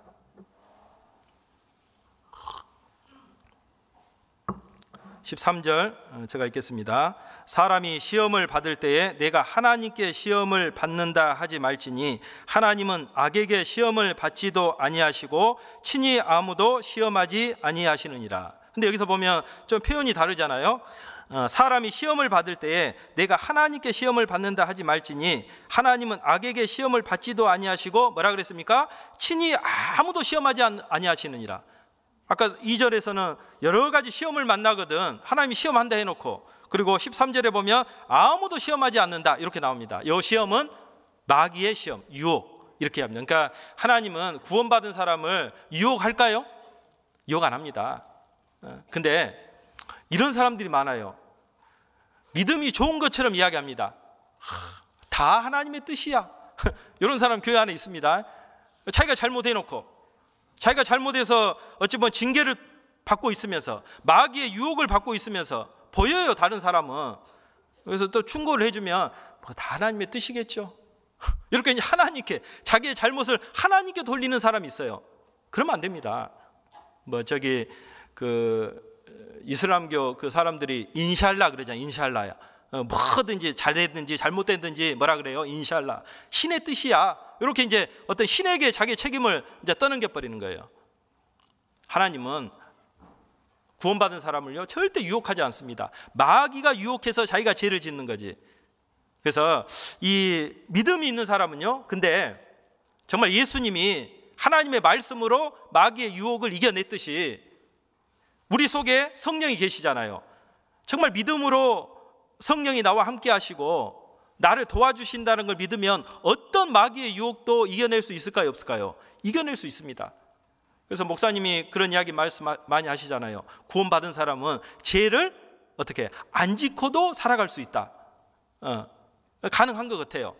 제가 그런다 그 말이 아니고요, 오해하지 마시고 가능한 것 같아요. 정말 마귀가 유혹하기 때문에 정말 하나님의 어떤 성령을 의지하고 말씀에 순종하고자 하는 마음이 있으면 어떤 유혹이 와도 이겨낼 수 있을 거라는 그런 이제 생각이 됩니다. 근데 우리가 왜 마귀의 유혹을 받게 될까? 이제 이게 중요한 거죠. 나는 가만히 있는데 마귀가 유혹해서 죄를 짓게 되는 걸까? 아닙니다. 성경은요, 내가 죄를 짓게 된 것은 순전히 100% 누구 책임이라고? 나 책임이다 이렇게 합니다. 마귀 책임이 아니에요. 마귀는요, 어때요? 자기 할 일 잘한 거예요. 안 그렇습니까? 마귀는 자기 할 일 충성스럽게 열심히 한 것뿐이에요. 우리가 죄를 진 겁니다. 그래서 그 15절에 보면, 14절에 보면 우리가 마귀의 유혹을 받는 이유가 정확히 나옵니다. 14절, 자 같이 읽겠습니다. 오직 각 사람이 시험을 받는 것은 자기 욕심에 끌려 미혹됨이니. 여기 보면 각 사람이 시험, 유혹을 받는 것은 뭐라 그랬어요? 누구 욕심에? 자기 욕심에 끌려 미혹된다. 미혹된다는 말은 속는다 그 말이에요. 그래서 16절에 보면 내 사랑하는 형제들아 뭐라 그랬습니까? 속지 마라 이렇게 이야기합니다. 여러분, 우리가 마귀의 유혹에 빠져서 죄를 짓는 것은요, 뭐 때문에 그러냐면 누구 욕심 때문에? 자기 욕심 때문에 그럽니다. 여러분, 하나님께서요, 우리를 만족하게 살 수 있게 해 주셨습니까? 안 해 주셨습니까? 만족하게 살 수 있도록 다 해 주셨어요. 정말 우리 구원의 그 기쁨, 그 구원의 은혜, 그 구원의 만족, 이거 하나만 가져도 정말 하박국 선지자가 그 간증했듯이요, 우리는 그 구원의 즐거움 하나만으로 가지고도요 즐거워하고 만족할 수 있어야 됩니다. 여러분, 죄는 어디서부터 시작이 되냐? 욕심에서 시작이 됩니다. 왜 욕심을 부릴까요? 만족을 못하니까. 교회 안에서 만족을 못하니까 세상으로 마음이 욕심을 부리는 거예요. 그래서 꼭 욕심이라 그러면요, 물질만 이렇게 이야기하는 게 아닙니다. 어떤 자기 생각, 자기 고집, 자기 계획, 이게 그리스도 안에서 정말 교회 안에서 만족하며 살아야 되는데 이게 안 되는 거예요. 그러니까 이제 이렇게 세상으로 또 어떤 육신의 어떤 즐거움으로 이렇게 빠지게 되는 겁니다. 그래서 우리가 신앙생활에서 가장 중요한 것은 자족인 것 같아요. 자족. 스스로 만족하는 것. 그래서 빌립보서에 보면 사도 바울이 삶의 일체의 비결을 한 가지 배웠다고 이야기합니다. 그게 뭐라 그럽니까? 만족이다, 자족이다, 이렇게 이야기합니다. 그래서 참 이거 우리가 신앙생활 가운데 이 자족하는 거, 어떤 상황 속에서도 이 자족하는 것만 배울 수 있다면 큰 문제 없을 거라고 생각이 됩니다. 근데 우리 욕심을 부리는 거예요. 하나님이 다 주셨는데 더 가지려고 하는 거죠. 그러니까 마귀 유혹에 빠질 수밖에 없는 거죠. 자, 여기 잡아 놓으시고요. 빌립보서 한번 보겠습니다.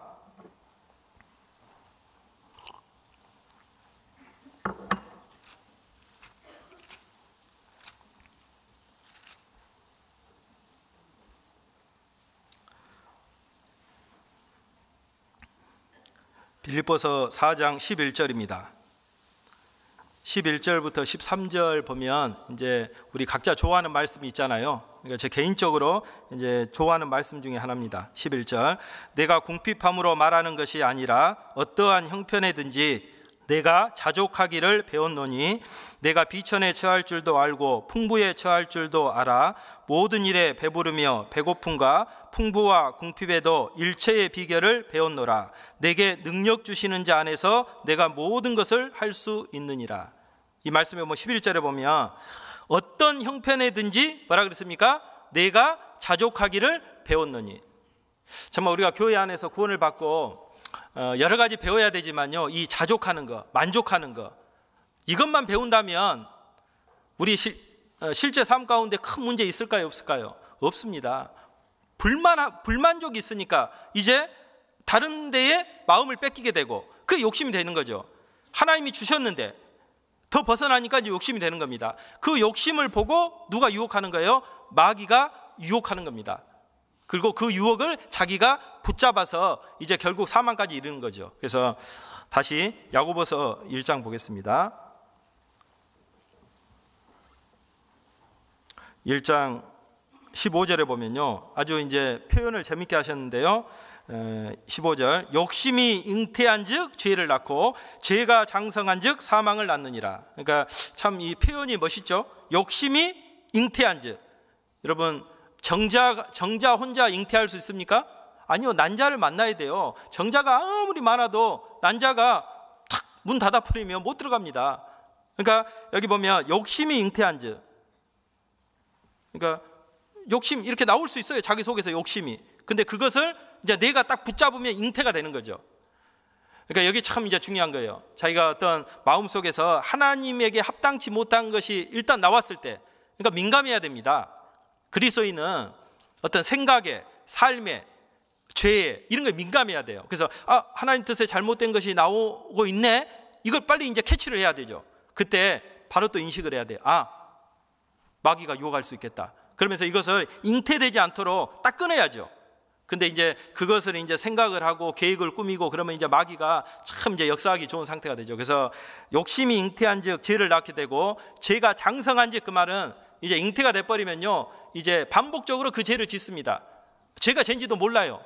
이제 마귀 속에 딱 들어가 가지고요, 자기가 반복적인 죄를 지으면서도요 깨닫지를 못합니다. 결국 이제 사망을 낳느니라. 그 삶이, 그리스도인의 삶이 이제 죽는 삶이 이제 되는 거죠.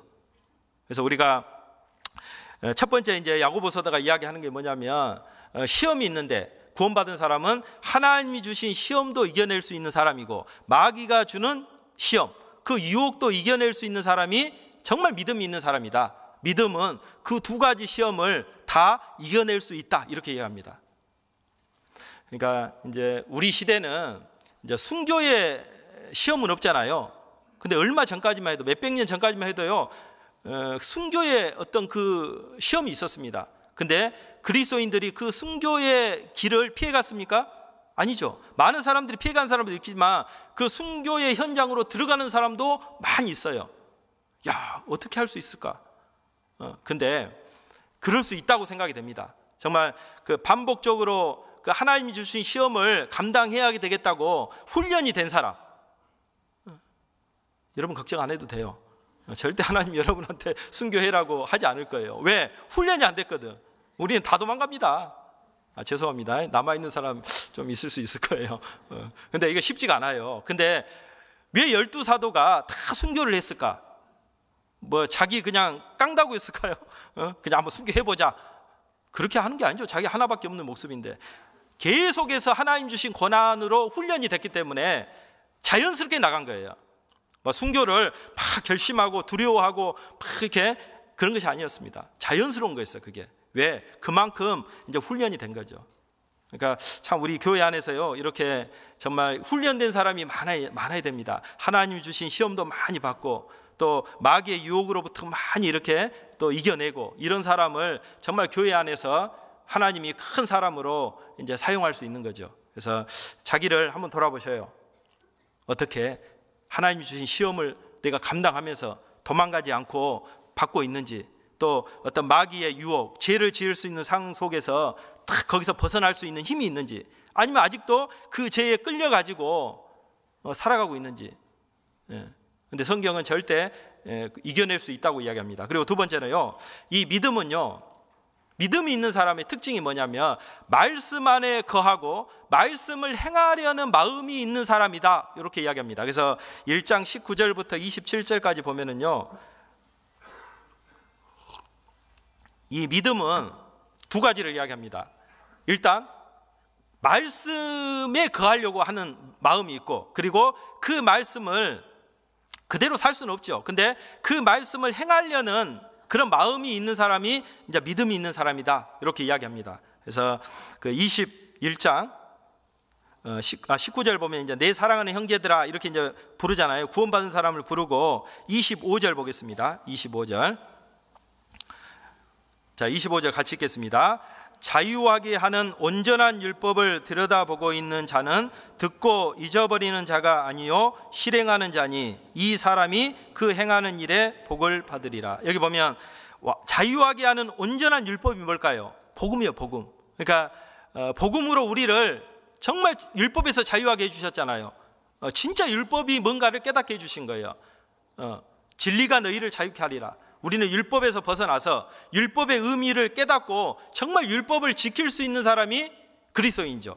복음을 통해서 우리에게 율법에 대한 자유를 주시고 율법을 지킬 수 있는 능력을 주신 겁니다. 그래서 그 25절을 보면 자유하게 하는 온전한 율법, 복음입니다. 복음을 통해서 말씀을 들여다보고 있는 자는 듣고 잊어버리는 자가 아니요 실행하는 자니, 이런 마음이 있다 그 말이죠.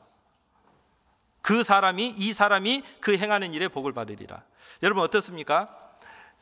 이제 구원받은 사람의 특징이 여러 가지로 나타나는데 그 첫 번째 특징이 뭘까? 말씀입니다. 말씀에 대한 관심이에요. 말씀에 대해서 어떤 마음을 갖고 있는가? 저도 이제 경험적으로 맞는 것 같아요. 저 이제 그때 이제 대학교 4학년 때 이제 26살이었는데요. 뭐 교회당에 가본 적이 없습니다. 근데 이제 구원을 받았어요. 저는 이제 교회 다닌 사람들은 다 구원받은 줄 알았어요. 그래서 어리석었죠. 그러니까 교회 다닌 사람들 이 사실을 다 믿고 저렇게 다닌가 보다. 그래서 이제 그 구원받기 전에는 교회 다닌 사람들 보면 굉장히 좀 어리석게 보였거든. 좀 바보처럼 이렇게 보였어요. 주일날 뭐 저렇게 성경책 들고 교회당에 갈까 좀 모자라게 보이고 막 이렇게 보이더라고요. 근데 구원을 받고 딱 보니까 이제 완전히 이제 상황이 달라졌습니다. 교회 다닌 사람 보니까 굉장히 위대하게 보이고, 야, 저 사람 몇 년 동안 교회 다녔을까? 막 이런 것들이 먼저 헤아려지더라고요. 근데 이제 교회 나가는 자체는 이거 이제 쉽지 않은 거예요. 이제 뭐 교회 나와라, 뭐 청년회 나와라. 근데 이제 막 여러 사람 이제 앉아가지고 뭐 이야기하고 이런 것들이 굉장히 이제 그 뭐가 안 맞고 막 있기 싫고 이제 그러더라고. 그래서 뭐 청년회는 구원받고 거의 안 나갔죠. 나가기 싫더라고. 뭐 간증해라 그러고 뭐 있었던 일 이야기해라 이런 게 싫은 거예요. 근데 이제 한 가지는 있었습니다. 말씀이 그렇게 듣고 싶은 거예요. 그래서 이제 막 앞에 앉으면은 딱 붙잡히잖아요. 그러니까 제일 뒤에 좀 늦게 가야 돼. 빨리 가면은 또 뒤에 앉아 있으면 앞에 가라 그러거든. 그러니까 이제 10시 50분 되면 집에서 가까웠거든요. 그러면 시간 봐가지고 이제 45분쯤 가자. 그러면 이제 다 앞에 앉아 있으니까 뒤에 앉아 있다가 이제 기도하면은 이제 몰래 나와요. 왜 붙잡히니까. 그래서 이제 다른 같이 밥을 먹는 것도 좀 어색하더라고요. 이렇게 기도하면서 또 먹어야 되고 뭐 물어보면 답변해 줘야 되고 또 교제 이런 말이 좀 어색하고 또 막 형제 자매 무슨 형제 이렇게 부르는데 형제 그 말 들을 때마다 뭔가 이게 뭐가 끝이고 이게 싫은 거예요. 그래서 근데 이제 말씀은 너무 듣고 싶은 거예요. 그래서 한동안 이제 말씀만 듣고 오는 생활을 꽤 오래 했습니다. 나와라 그래도 잘 안 나가고. 근데 말씀을 듣다 보니까 이제 하나씩 이제 깨달아지는 거죠. 구원받은 사람 교회가 이런 거구나. 교회당이 나는 교회당이 교회인 줄 알았습니다. 교회당 갔다 오면 교회 갔다 온 줄 알았어. 그게 아니고 구원받은 사람이 무리가 교회구나. 그리고 구원받은 사람은 붙어 있어야 되구나. 그럴 때 하나님이 이렇게 도와주시고 거기서 또 교제를 통해서 또 하나님이 기도를 들어주시고 이렇게 하나보다 이제 이런 거 깨달아지니까 이제 뻘쭘하지만 이렇게 이제 와라 그러면 이렇게 이제 가기 시작했습니다. 근데 이제 다른 것은 참 이제 처음엔 싫었는데 어색하니까 말씀은 그렇게 듣고 싶은 거예요. 그러니까 구원받은 사람의 특징입니다. 살아난 사람의 특징은 뭐예요? 음식을 먹는 거죠. 정말 성령을 통해서 영생을 얻은 사람의 특징은 이 살아있는 영의 말씀, 이 말씀을 듣고 싶은 갈급함이 있는 거죠. 그래서 한 번은 그 당시에는 이제 카세트 테이프 아셔요? 카세트 테이프를 판매했습니다. 말씀을 못 들으면. 그러니까 그 카세트 테이프가 비쌌어요. 하나에 막 1,500원 했습니다. 그때 대학교 때 정신값이 700원이었어. 그러니까 1,500원이면 이거 보통 비싼 게 아니에요. 근데 그 당시에는 이제 말씀을 못 들으면 요즘은 뭐 인터넷 뭐 이렇게 있잖아요. 근데 그 당시 그런 게 어디 있습니까? 그러니까 말씀을 못 들으면 그냥 못 듣는 거예요. 근데 돈은 없고. 그래서 어느 날 이제 어떤 형제가 이제 자기 집에 이제 밥 먹으러 가자 해서 갔더니 이제 박스가 하나 있는 거예요. 박스가. 그래서 이제 박스 안에 내가 뒤져서 보니까 테이프가 막 몽땅 쌓여 있는 거예요. 그래서 막 너무 이제 부럽더라고요. 뭐 이거 다 동이잖아. 그래서 이제 물어봤죠. 이거 테이프 뭐냐고. 그러니까 자기가 그동안 이렇게 이제 구원받은 지 오래됐더라고요. 이제 그동안 쭉 이제 사서 들었던 거다. 그래서 그럼 다 들었냐고. 그러니까 다 들었대. 그러면 나 주면 안 되냐고. 그러니까 가져가라 그러더라고. 야, 웬 행제냐. 그래서 이제 그걸 가져와가지고 집에서 이제 자취했었는데요. 그걸 정말 밤새도록 들었던 기억이 있습니다. 지금도 그랬으면 좋겠는데 지금은 그런 마음. 근데 그때 당시에는 그랬어요. 그러니까 정말 말씀에 대한 갈급함이 있었어요. 근데 또 한 가지 기억난 것이 이제 이렇게 박스를 이제 말씀이 굉장히 많아서 큰 박스였습니다. 다 드러냈는데 마지막에 이렇게 케이스 안에 앞에 성경 강연에 이렇게 적혀 있는 거예요. 아셔요? 그래서 테이프가 딱 펼치니까 여러 가지가 들어 있었습니다. 딱 보니까 서도석 목사님 하면서 성경 강연에 저는 이제 잘 몰랐습니다. 그때 당시. 그래서 이거 뭐지? 딱 들어봤더니 이제 성경 강연의 말씀을 쭉 하더라고요. 그때 저 이제 서석 목사님 그때 처음 알았죠. 야, 듣고 이제 깜짝 놀랐어요. 야, 세상에 이런 분도 계시네. 그리고 이제 너무 이제 감기 없었더라고요. 그래서 막 그것을 달달달 외울 정도로 막 반복해서 계속 들었던 기억이 있는데요. 하여간 죄송합니다. 개인적인 자랑을 해서요. 그러니까 여러분도 다 그러셨죠? 그러셨다고 믿고. 그래서 다른 건 모르는데 구원받은 사람의 특징은 뭐냐? 말씀에 대한 간급함이 있고, 그리고 그 말씀에 거하고 그 말씀대로 살 수는 없지만 살고 싶은 마음이 생긴 것이 믿음이다 그 말이죠. 그래서 여러분 한번 잘 생각해 보세요. 내가 주일날 교회 올 때 어떤 마음으로 오는지, 그냥 어쩔 수 없이 행사에 참석하는 건지, 끌려오는 건지, 아니면 정말 하나님의 말씀이 갈급해가지고 듣고 싶어가지고 그 말씀대로 살고 싶어가지고 말씀을 듣고 있는지, 이건 너무 중요한 문제입니다. 보이지 않는 믿음을 분별할 수 있는 확실한 근거가 말씀에 대한 어떤 생각, 말씀에 대한 어떤 마음, 이게 굉장히 중요한 거예요. 그래서 이 야고보 사도는 그걸 강조하고 있습니다. 그리고 이 믿음이 있는 사람은요, 이렇게 이야기합니다. 사람을 외적으로 눈에 보이는 걸로 분별하지 않는다, 판단하지 않는다. 이걸 이제 이야기하고 있습니다. 그러니까 그 불신자의 특징이 있습니다. 여러분 믿지 않는 사람하고 이야기하다 보면은요, 딱 느끼는 게 있죠. 뭘 이야기합니까? 다 눈에 보이는 거. 무슨 차 타? 요즘 골프 쳐? 요즘 뭐 얼굴 몰랐어? 이제 눈에 보이는 그걸 가지고 사람을 어때요? 평가를 하잖아요. 무슨 차를 타냐? 무슨 몇 평에 사냐? 월급은 얼마를 받냐? 이거 가지고 그 사람을 평가하는 겁니다. 그게 믿지 않는 사람의 특징이에요. 근데 믿음이 딱 들어오잖아요.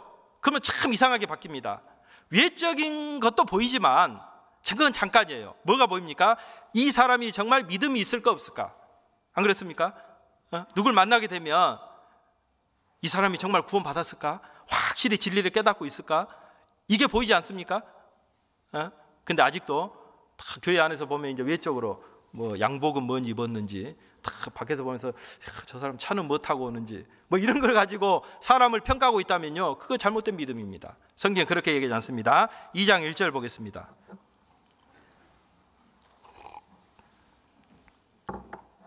2장 1절 같이 읽겠습니다. 내 형제들아, 영광의 주 곧 우리 주 예수 그리스도를 믿는 믿음을 너희가 받았으니 사람을 외모로 취하지 말라. 여기 보면 내 형제들아, 믿음이 있는 사람에게 사람을 외모로 취하지 말라 이렇게 이야기합니다. 왜냐하면 왜 외모로 취하면 안 되냐면 그 중간에 이유가 나오잖아요. 영광의 주 곧 우리 주 예수 그리스도를 믿는 믿음을 뭐라고 했어요? 너희가 받았으니까. 여러분, 우리가 구원을 받을 때요, 하나 딱 이제 이게 처음에는 잘 모르는데 이제 성경을 쭉 배우는 가운데 깨닫게 되는 게 있어요. 뭡니까? 아, 하나님이 나와 함께 계시구나. 맞습니까? 아, 성령이 내 안에 계시구나. 이걸 깨달아야 됩니다. 실제니까. 그러니까 예전에 없던 마음이 하나 생겼잖아요. 안 그렇습니까? 예전에 내 속에 없던 마음이에요. 근데 구원 받고 나서 그 마음이 생김으로써 생각이 바뀌었습니다. 그 성령이 누구냐? 영광의 주 곧 우리 주 예수 그리스도를 믿는 믿음이에요. 믿음. 그러니까 영광의 주입니다. 여러분, 성경에 보면 그 영광의 하나님, 영광의 주님, 영광이란 말 많이 나오잖아요. 이 영광이라는 말은 무슨 뜻일까요? 부족함이 없이 완벽한 분이다. 모든 걸 갖춘 분이다. 꽉 찬 분이다. 이게 영광입니다. 그러니까 정말 외적으로 뭐 어떻게 보이든지 정말 믿음이 있는 사람은 그 속에 누가 계신 거예요? 영광의 주님이 계신 거예요. 그래서 믿음이 성장할수록요, 이제 사람을 보는 이제 시각이 틀려집니다. 예전에는 딱 보면 딱 외적인 거 보여요. 남자들은 뭐부터 봐요? 잘생겼냐, 모습, 이쁘냐, 안 이쁘냐. 이제 그것만 봅니다. 육신적으로. 우리 형제들 게 아니라 세상 사람들 볼 때. 근데 이제 우리가 이제 믿음이 성장할수록요, 뭘 보게 되냐면 이제 외적인 것은 잠깐 보고 끝나요. 뭐 이렇게 생겼는데 어떡할 거예요? 이렇게 살고 있는데 어떡할 거예요? 근데 이제 그 믿음이죠. 이 사람의 어떤 믿음을 갖고 있냐, 그걸 보고 그 사람을 이제 대하는 거죠. 외적으로 대하는 것이 아니라. 그래서 이제 자기의 어떤 믿음을 분별할 수 있는 기준입니다. 내가 형제 자매들을 바라볼 때 어떤 마음으로 보고 있는가. 그래서 우리가 정말 믿음을 보고 서로 교제한다면요, 문제가 생길까요, 안 생길까요? 문제 안 생깁니다. 왜 우리가 형제 자매들을 함부로 하고 무시하고 말을 함부로 하고 교회 안에서 불순종하고 막 판단하는 말을 하고 왜 그럴까요? 예, 그 못 보니까 그런 거예요. 왜 우리가 막 구원받은 형제 자매들한테 함부로 합니까? 예, 외적인 걸 보고 그런 거죠. 왜? 자기가 보니까 더 나아 보이거든. 그건 믿음 있는 사람이 아닙니다. 우리 믿음은 그 사람, 영광의 주가 그 사람 속에 들어있는 거예요. 영광의 주를 믿는 믿음을 너희가 가졌으니 그랬습니다. 그래서 우리가 정말 믿음이 있는 사람은요, 이제 이렇게 외적으로 그 사람을 판단하는 것이 아니라 그 믿음을 볼 수 있는 이제 사람이 정말 믿음이 있는 사람이죠. 그리고 이 믿음은요, 반드시 행함으로 입증이 돼야 됩니다. 드러난다 그 말이죠. 행함으로. 그래서 이제 2장 14절부터 26절까지 보면 우리가 너무 잘 아는 말씀이요, 이 행함의 중요성을 강조합니다. 근데 정말 무서운 말이 있어요. 26절에 보면요, 참 생각하면 무섭습니다. 26절, 2장 26절. 자, 같이 읽겠습니다. 영혼 없는 몸이 죽은 것 같이 행함이 없는 믿음은 죽은 것이라. 자, 여기 보면 행함이 없는 믿음은 죽은 것이라. 영혼 없는 몸이 죽은 것 같이. 우리 너무 잘 알잖아요. 여러분, 영혼 없는 몸 아무 가치가 없습니다. 맞죠? 시체 무섭죠? 빨리 묻어버려야죠. 행함이 없는 믿음. 하나님이 볼 때 행함이 없는 믿음 참 무서운 거예요. 안 그렇습니까? 아예 믿음이 없다면 믿음을 심어주면 되는데, 믿음이 있다고 하는데 행함이 나타나지 않아. 자기는 믿음이 있다고 하는데 성경적인 행함이 나타나지 않아. 그리고 자기는 믿음이 있다고 생각하고 자기를 속이고 교회 출석하고, 야, 이것은 영혼 없는 몸하고 똑같다 그 말이죠. 너무 무섭고 무가치하고 어리석은 거다 그 말이죠. 그래서 성경은 분명히 행함과 믿음을요 손으로 비유합니다. 여러분, 손이 앞이 여기가 앞인가요? 여기가 앞인가요? 하여간 이렇게 양쪽이 있잖아요. 예, 한 양쪽 다 손입니다. 구별할 수 없죠. 동전의 양면입니다. 반드시 믿음이 있으면 그 믿음에 맞는 행함이 나타나야지 그게 진짜 믿음이다. 근데 22절에 보면요 아주 중요한 말씀이 있습니다. 22절, 자, 같이 읽겠습니다. 내가 보거니와 믿음이 그의 행함과 함께 일하고 행함으로 믿음이 온전케 되었느니라. 자, 이 말씀을 굉장히 좋아합니다. 내가 보거니와 믿음이 그의 행함과 함께 일하고, 그러니까 믿음이 있는 사람의 행함이 함께 나타나고, 그 다음 말씀이 중요해요. 행함으로 믿음이 온전케 되었느니라. 여러분, 이 말씀을 잠깐 생각해 보세요. 행함으로 자기 믿음이 온전케 된대요. 이런 분들 많거든요. 좀 뭐 좀 하시죠. 좀 뭐 해야 되지 않겠습니까? 저는 믿음이 부족해서요.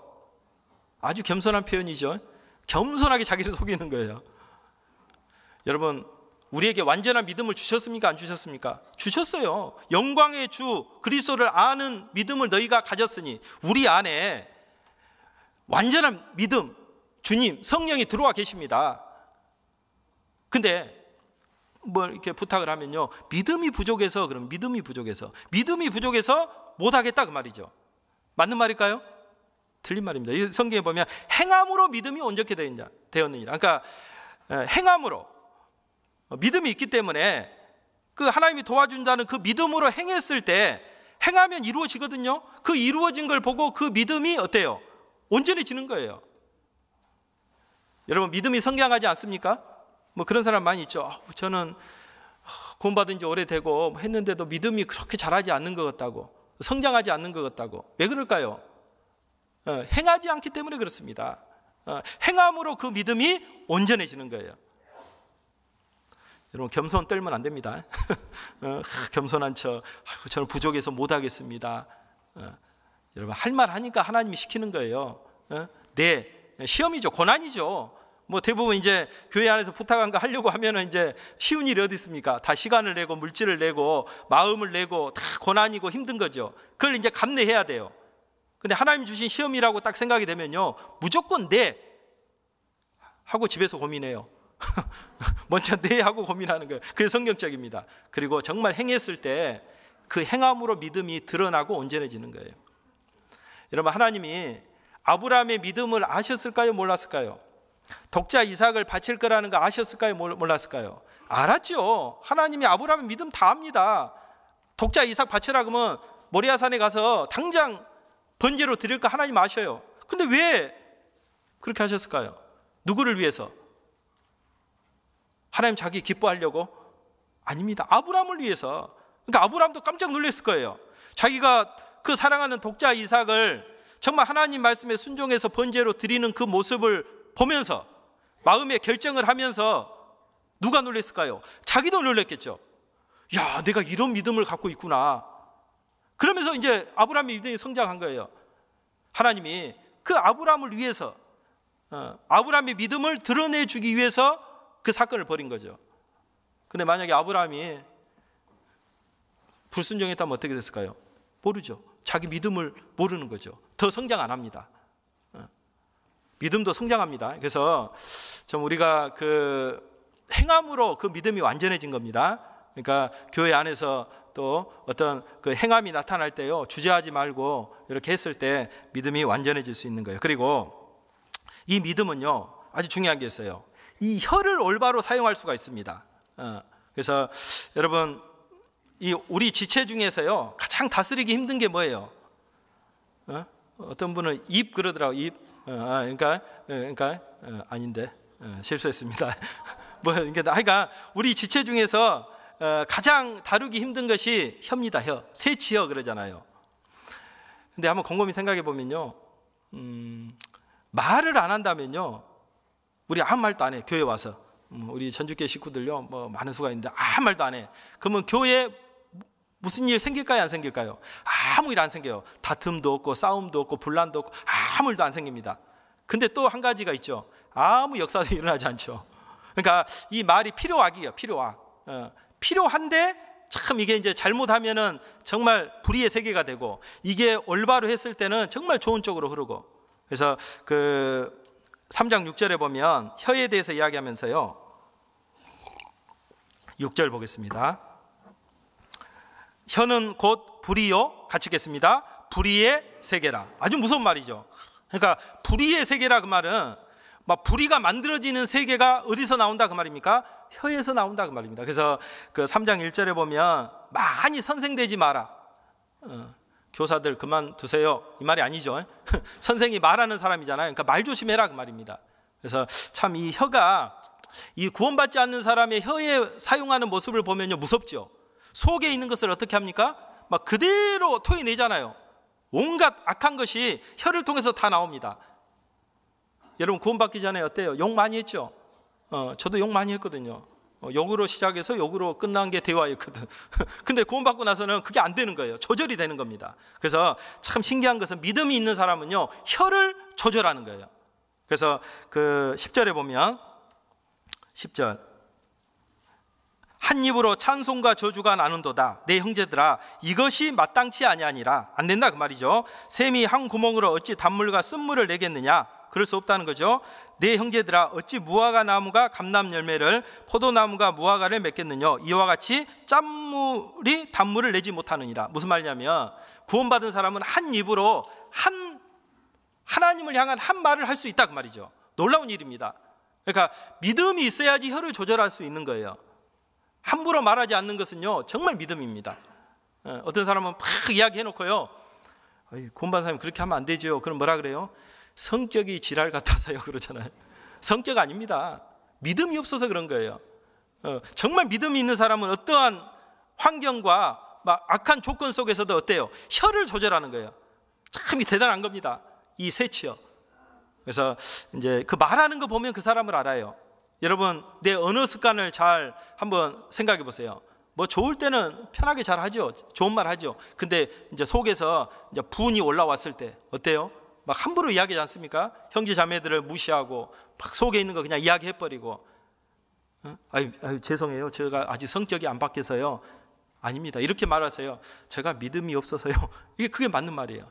예, 정말 믿음이 있는 사람은요, 그 혀를 이제 조절할 수가 있습니다. 큰일 났네. 5가지밖에 못 했는데. 그래, 한 가지만 더 간단히 하고 이렇게 이제 나머지는 자습하시기 바랍니다. 그 13절에 보면요, 믿음이 있는 사람은요, 선행으로 그 삶이 나타난다 그랬습니다. 13절 같이 읽겠습니다.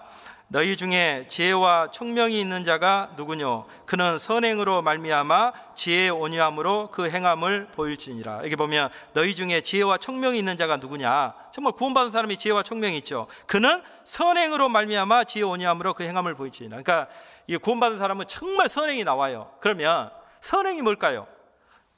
착한 일이죠. 뭐 우리가 세상 사람보다 좀 착한 행위, 그걸 이야기하는 겁니다. 선한 이는 한 분뿐이니 하나님이시니라 그랬습니다. 그러니까 정말 믿음이 있는 사람은요, 이제 하나님의 뜻, 선행입니다. 하나님의 뜻을 행하려는 이제 마음이 그 속에서 나오는 거예요. 참 놀라운 거예요. 그러니까 하나님이 주시는 소원이 있거든요. 근데 여러분, 구원받기 전에는 그런 소원이 있었습니까? 이거 배워서 알게 된 겁니까? 아니에요. 구원받은 동시에 이제 뭘 해야 될지, 뭘 하지 말아야 될지 분별이 됩니다. 참 신기해요. 저도 구원받기 전에 술도 먹고 담배도 피웠는데 딱 이제 구원을 받았습니다. 기분이 좋잖아요. 자취병이 와가지고 담배 하나 피워야 되겠다. 기분이 좋아서 이제.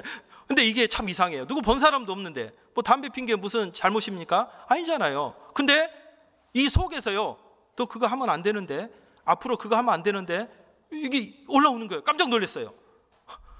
누가 이거 보고 있나? 그런 생각이 들더라고요. 속에서 너 그거 하는 게 하나님의 뜻이 아니야, 이렇게 이제 알려주는 거예요. 여러분, 구원받은 사람은요, 믿음이 있는 사람은 선행을 행하게 되어 있습니다. 선이 하나님의 뜻이면 하고 하나님의 뜻이 아니면 안 해야 되겠다는 그런 마음이 나오는 거죠. 근데 어떤 사람은 몰라요. 그냥 함부로 하는 거예요. 뭐 선행인지 이게 하나님 뜻인지도 모르고 뭐 어때요? 그러면서 막 하는데 그 믿음이 없어서 그런 겁니다. 그래서 이제 보면은 이제 아까 그 4장 간단히 이제 정리하고 마치겠습니다. 그 4장 1절부터는 이제 뭐가 나오냐면은 믿음이 있는 사람은요, 세상과 벗이 되지 않는다 그 말이죠. 그래서 4장 4절에 보면 간음하는 여자들이여 세상과 벗된 것이 하나님과 온수임을 알지 못하느뇨. 그런즉 누구든지 세상과 벗이 되고자 하는 자는 스스로 하나님과 온수되게 하느니라. 그러니까 참 믿음이 있는 사람은 어때요? 신기한 게 이제 세상이 좋아집니까 싫어집니까? 세상이 싫어지는 거예요. 공감을 전혀 안 하는 눈치인데 세상이 싫어져야 됩니다. 괜히 이상한 거예요. 이제 구원받고 나이트클럽, 아니 요즘 뭐라 그러죠? 거기 갈 수 있습니까? 구원받은 사람 절대 못 갑니다. 저도 한번 가봤는데 아이고 죽겠더라. 그래서 빨리 이제 뛰쳐나왔거든요. 그러니까 이 믿음이 있는 사람의 특징은 뭐냐면요, 세상 것과 함께 하지 안 돼요. 이게 참 감사한 거죠. 그 믿음이 있는 사람의 특징입니다. 그리고 이 믿음이 있는 사람은요, 형제 자매들을 절대 비방하지 않습니다. 4장 11절입니다. 형제들아 피차에 비방하지 말라. 형제를 비방하는 자나 형제를 판단하는 자는 곧 율법을 비방하고 율법을 판단하는 것이라. 내가 만일 율법을 판단하면 율법의 준행자가 아니고 재판자로다. 그러니까 믿음이 있는 사람은 어때요? 형제 자매들을 뭐 하면 안 돼요? 판단하면 안 됩니다. 안 돼요. 안 해야 됩니다. 그 당연한 겁니다. 그리고 4장 13절에 보면 믿음이 있는 사람은요, 헛된 것을 자랑하지 않아요. 이제 뭘 자랑해야 될지를 압니다. 그래서 16절에 보면 이제 너희가 허탄한 자랑을 자랑하니 이러한 자랑은 다 악한 것이라. 그러니까 누구를 자랑해야 할지를 깨닫는 거예요. 그래서 구원받은 사람은요, 자기 이제 이야기하다 보면 자기가 좀 드러나게 되잖아요. 그러면 어때요? 무섭죠? 안 그런가? 더 자랑하고 싶어요? 이제 저도 이야기하다 보면 괜히 뭐 자기 이야기하다 보면 깜짝 놀랍니다. 주님을 자랑하고 정말 복음을 자랑하고 교회를 자랑하고 해야 되는데 자기를 자랑하는 게 딱 나오면요, 싫은 거예요. 근데 구원받지 않는 사람은 자기 PR이잖아요. 자기 자랑한 거. 그리고 부끄러워하지 않아요. 근데 이상합니다. 믿음이 있는 사람은요, 자기를 자랑하는 것을 허탄한 것으로 여기는 거죠. 그리고 이 믿음이 있는 사람은요, 5장 1절에 보면 부를 축적하지 않습니다. 이제 재물로 만족하지 않아요. 그 재물을 이제 사용하기를 원하는 거지, 그 재물을 모아가지고 막 어떻게 써야 되겠다, 재물에 어떤 이제 마음을 두지 않는 사람입니다. 그리고 5장 7절에 보면 그러므로 형제들아 하면서 믿음이 있는 사람은 길이 참는다. 언제까지? 주님 오실 때까지. 그러니까 정말 믿음이 있는 사람은요, 주님 오실 때까지 함께하는 사람이 믿음이 있는 사람이야. 믿음이 없는 사람은 중간에 어떻게든지 다 떠나게 됩니다. 여러분, 내 믿음을 어떻게 증명하실랍니까? 주님 오실 때까지 교회 안에 거하는 것이 믿음이에요. 여러분, 구원받고 열심히 살았든 안 살았든 그게 중요할 수도 있지만 더 중요한 것은 지금까지 교회 안에 붙어 있다는 거. 10년, 20년, 30년, 40년, 50년이 됐는데 그래도 교회 안에 있다. 대단한 믿음이에요. 믿음이 있는 사람은요, 끝까지 인내하면서 주님 오실 때까지 기다립니다. 그래서 5장 7절에 보면 그러므로 형제들아 주의 강림하시까지 길이 참으라. 믿음 있는 사람은 참는 거죠. 떠나면 안 됩니다. 주님 오실 때까지 우리는 함께 있어야 됩니다. 그리고 이제 믿음이 있는 사람은요, 헛된 맹세를 하지 않아. 그래서 12절에 보면 내 형제들아 무엇보다도 맹세하지 말지니. 그러니까 하나님이 말씀이 맞으면 그냥 네, 아니면 아니요, 이걸로 끝나는 거지. 앞으로 제가 어떻게 할게요. 맹세, 이거 맞지 않는다고 말이죠. 그러니까 말씀에 그냥 네, 아니요로 끝나는 거죠. 그리고 믿음이 있는 사람은 어떻게 한다겠습니까? 기도합니다. 믿음이 있기 때문에 기도하는 거예요. 그리고 마지막으로 믿음이 있기 때문에 뭘 합니까? 전도를 하는 거예요. 믿음이 있는 사람이 전도합니다. 그래서 19절 20절은 같이 읽겠습니다. 내 형제들아 너희 중에 미혹하여 진리를 떠난 자를 누가 돌아서게 하면 너희가 알 것은 죄인을 미혹한 길에서 돌아서게 한 자가 그 영혼을 사망에서 구원하여 허다한 죄를 덮을 것이니라. 그러니까 정말 믿음이 있어야지 그 불신자들을 이제 하나님 말씀으로 이렇게 데리고 와서 그 길을 떠나게 할 수 있는 사람이 믿음이 있는 사람이다. 이렇게 14가지를 이제 야고보 사도는 쭉 이야기하고 있습니다. 그래서 여러분 14가지가 다 있죠? 대답이 좀 약합니다. 다 있을 겁니다. 그럼 어떻게 해야 돼요? 정말 하나님께 감사해야 돼요. 그렇잖아요. 이런 게 없었는데, 이런 14가지가 없었는데 구원을 받고 이 14가지의 마음이 생긴 거예요. 물론 경중은 있습니다. 물론 이제 그것보다도 이런 마음이 14가지의 마음이 내 속에 있다는 것이 정말 믿음이 있다는 증거, 하나님이 나를 인정해 주는 그 증거라고 말할 수 있는 거예요. 안 그렇습니까? 정말 감사한 거죠. 그래서 저도 이제 야고보서를 읽으면서 내가 이렇게 완전하기는 못하지만 그래, 내 마음속에 이런 마음이 있어. 이거 생각하면요, 하나님이 인정해 주신 믿음은 갖고 있나 보다. 이제 이거 생각하면은 이제 그걸로 기뻐하고 이제 감사할 수 있다고 생각이 듭니다. 예, 배고픈데 시간을 많이 초과해서 죄송합니다. 예, 기도하고 마치겠습니다. 하나님 아버지, 감사를 드립니다. 오늘 주일 우리 구원받은 식구들 한 자리에 불러주시고 또 하나님의 말씀으로 교훈해 주시고 또 주님의 구원해 주신 그 구원의 은혜가 또 얼마나 크다는 것을 또 주님 말씀으로 배웠습니다. 또 구원받은 이후에 우리의 실제 삶이 또 어떠해야 될지도 또 배웠습니다. 정말 나머지 삶 주님 안에서 더욱 순종하면서 주님 오실 때까지 이 교회 안에서 살아갈 수 있도록 도와주시옵소서. 또 계속되는 전도 집회를 통해서 많은 영혼들이 또 주님께 돌아오고 구원을 받고 주님께 영광 될 수 있도록 도와주시옵소서. 또 오늘 나머지 시간 또 모든 일정 가운데 주님 함께해 주시옵소서. 우리를 사랑하시는 주 예수님의 이름으로 기도드렸습니다. 아멘. 찬송가 519장입니다.